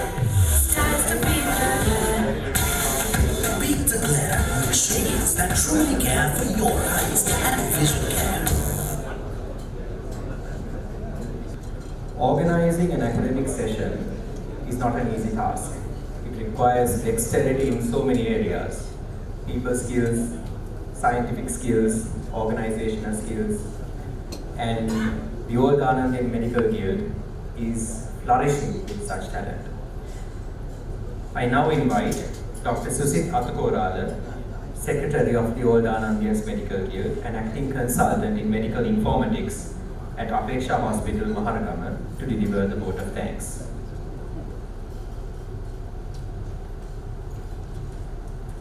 Thank you very much. So I will not take much of your time from the dinner buffet. So ladies and gentlemen, a very good evening to you all.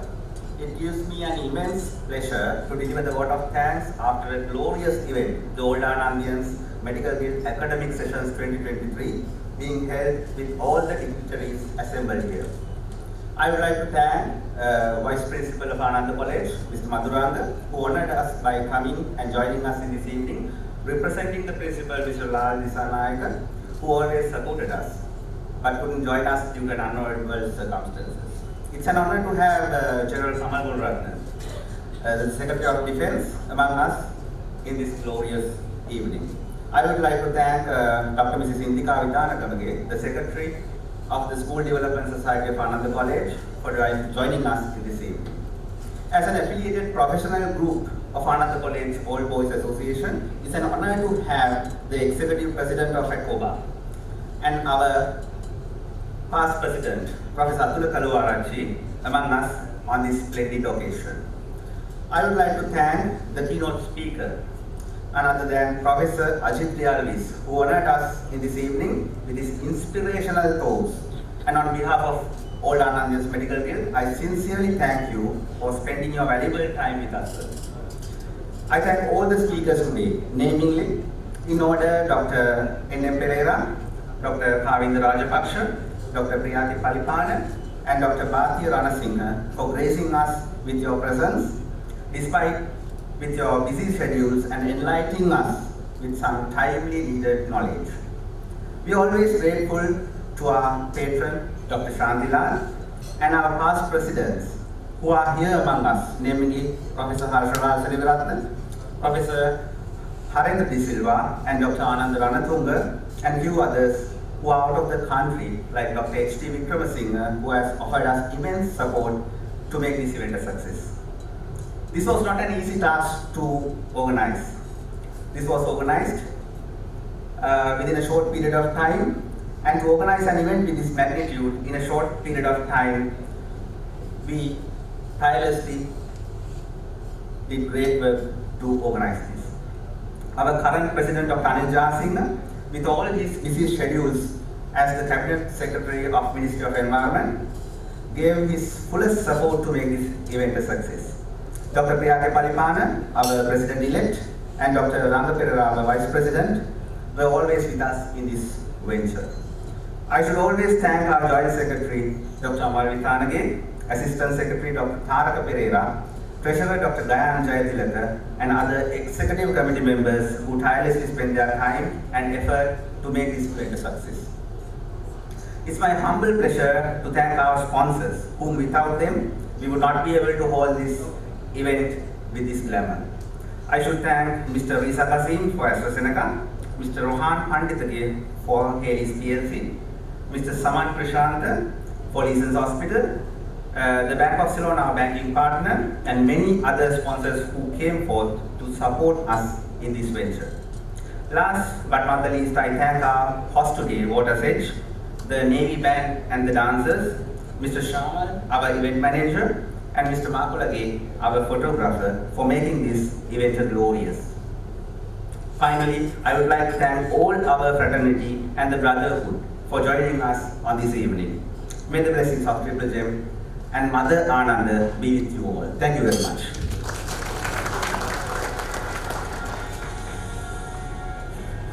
Thank you, Dr. Susin. And now it's time to wrap up the official proceedings of tonight. Now we have a dance performance by the Sri Lanka Navy Cultural Troupe. Following that, you are welcome to enjoy the dinner buffet, and of course, loads of entertainment will follow with a couple of raffle draws, so do stick around if you want to win a prize. Thank you very much, ladies and gentlemen.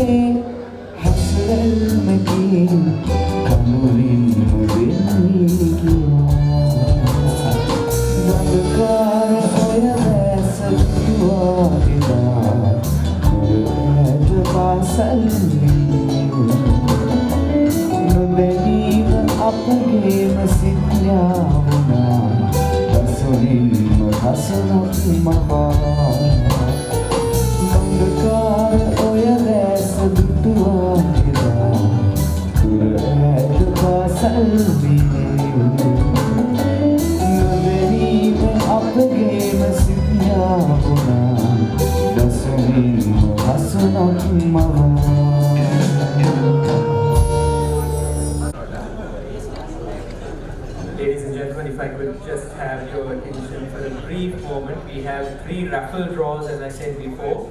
So the first is from Jai Hilton, a 15,000 Birch voucher. Then second we have from our host hotel, Water's Edge, value of 10,000 rupees. And finally 5,000 rupees from Banjo's Lake Restaurant. If I could invite Mr. Saman Krishantan, Chairman of Leeson's Hospital, to draw the winners. So our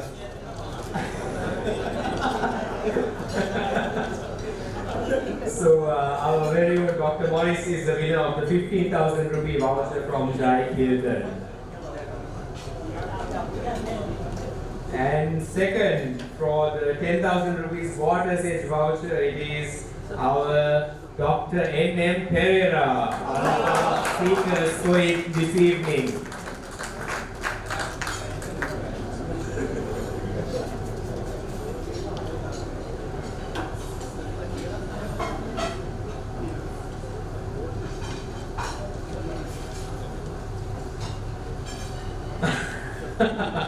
A very fitting end to the raffle draw.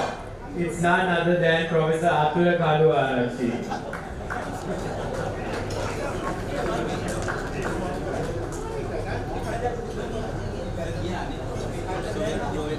We'll draw again, okay.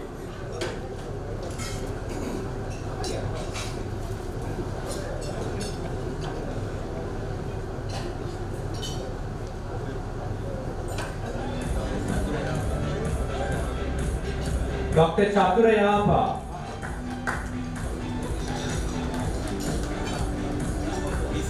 Dr. Chaturayapa. Dr. Chaturayapa, there he is. He's running for his voucher. Yes, there we go.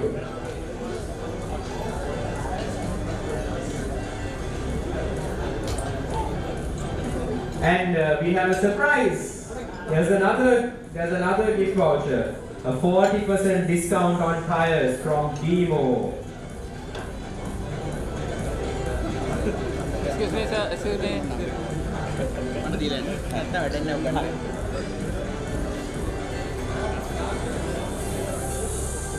Dr. Gervin De Silva.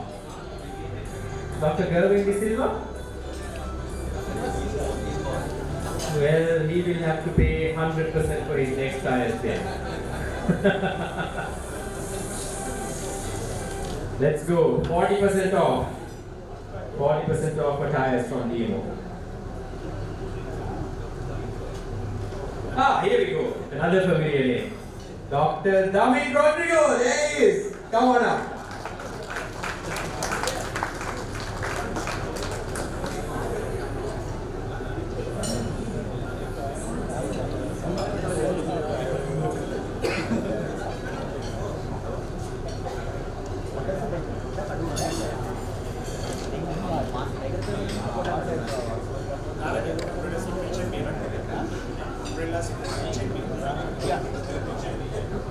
And we have another 3 gifts to give out.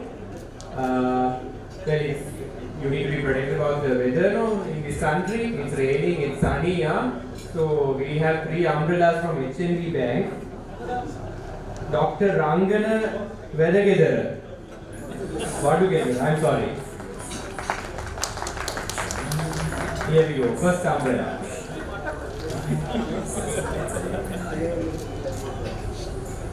Also be a much-needed getaway from the routines of every day.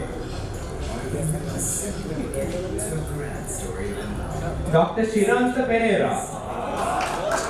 Here we go, yes. Dr. Shiranta Pereira can be protected from all forms of weather with this umbrella. Congratulations.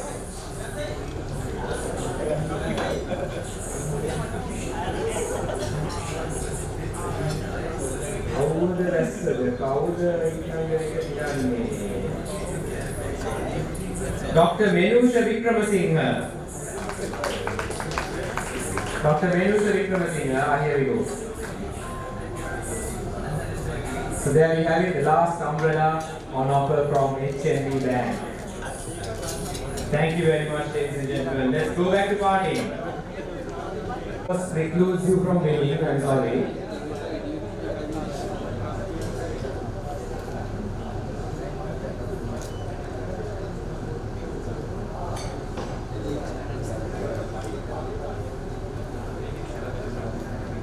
Dr. Chanaka Sampath. Yeah?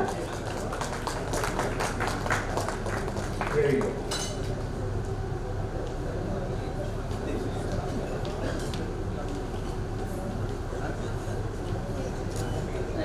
My goodness, what a wonderful, generous sponsor. 10ක්ම දීලා.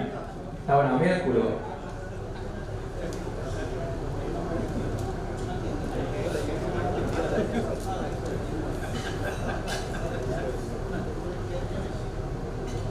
Dr. C. Ranavira.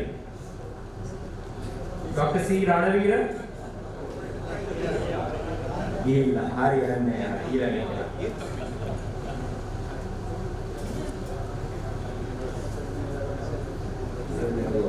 Dr. Nilantha. Dr. Nilantha. Dr. Nilantha. Nilantha Ratnayaka. Yeah, he's also gone. Too bad.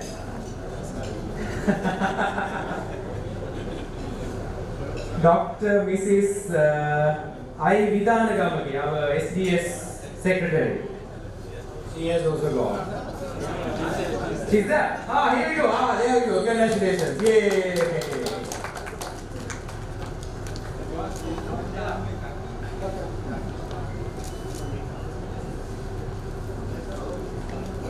Another one.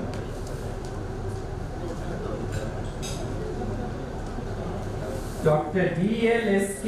Madhuranga is here amongst us. Yes, it's our vice principal. Yeah, S.K. Madhuranga, yes. Very nice. He's gone. Too bad for him.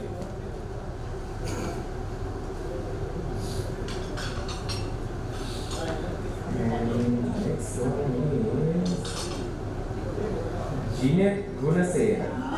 Yeah, Dr. Jeanette Gunasena. There you go. Yes. Congratulations.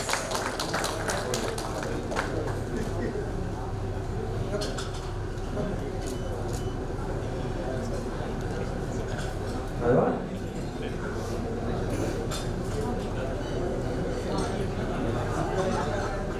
Dr. R.B. Dayaratna. R.B. Dayaratna. Here we go.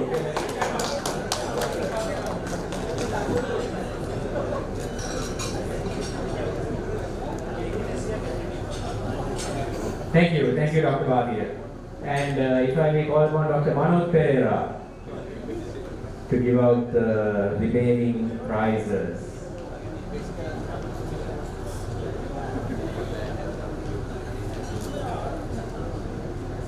Another familiar name. Dr. Buddhika Mahesh. Is he with us? Dr. Buddhika Mahesh. Dr. Buddhika Mahesh. He's gone. So he's another one.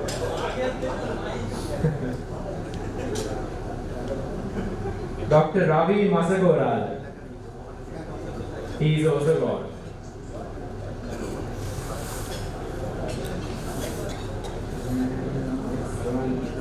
Dr. Damita Piyadigam. No? He's here. There we go. Yes.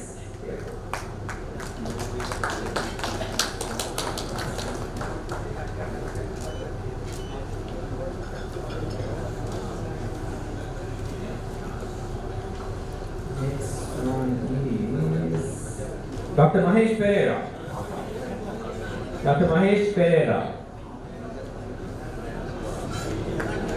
Here we go, yes. Round of applause.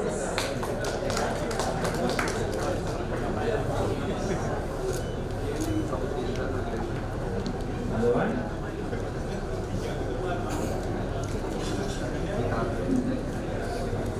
Dr. Chamat Samaranayaka. Dr. Chamat Samaranayaka. Here we go.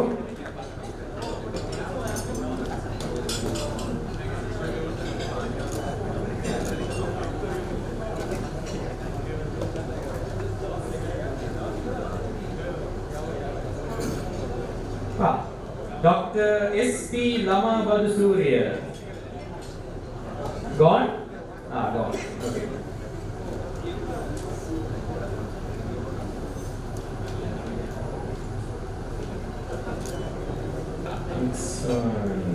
Dr. Tinina Gunavardhana.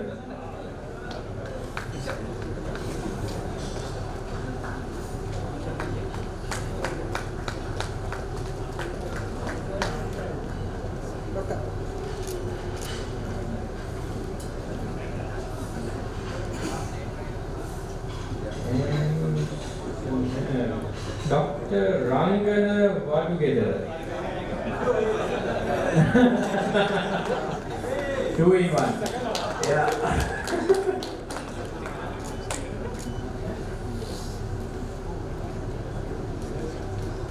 Last one. Antima last one. Okay, here we go.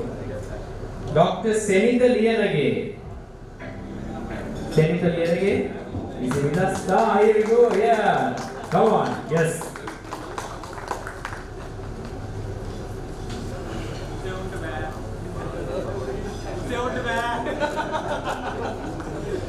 Thank you very much, Dr. Manoj Pereira. Thanks a lot. Hey, very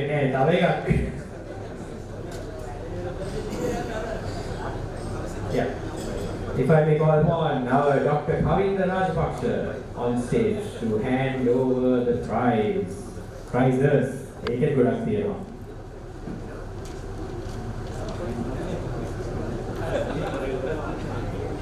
Four prizes.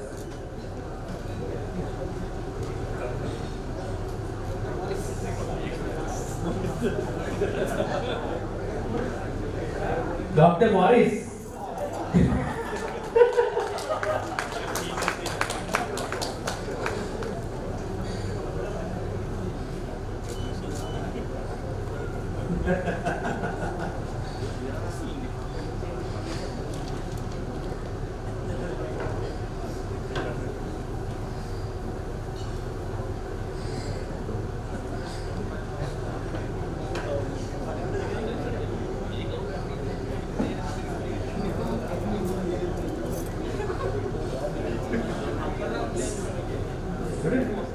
AGT City Jaya. City Jaya? City Jaya. Here we go. Congratulations.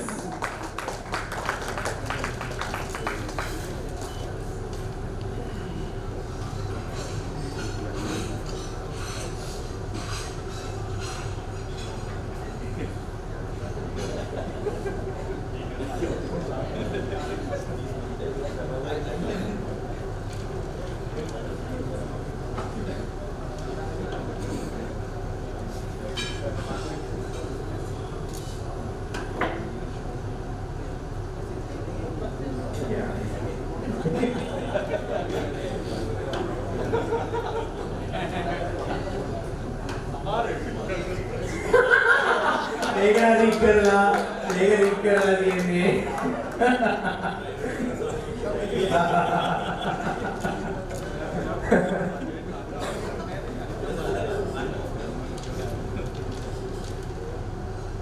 ඒක රික් කරලා doctor කාර්ක Perera රික් කරලා තියෙන්නේ ඒක.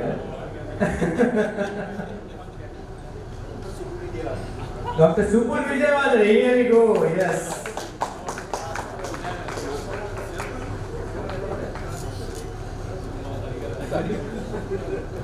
Alright, thank you ladies and gentlemen. Before you exit, when you're making your way home, remember there's a goodie bag outside waiting for you, so pick up yours on your way home.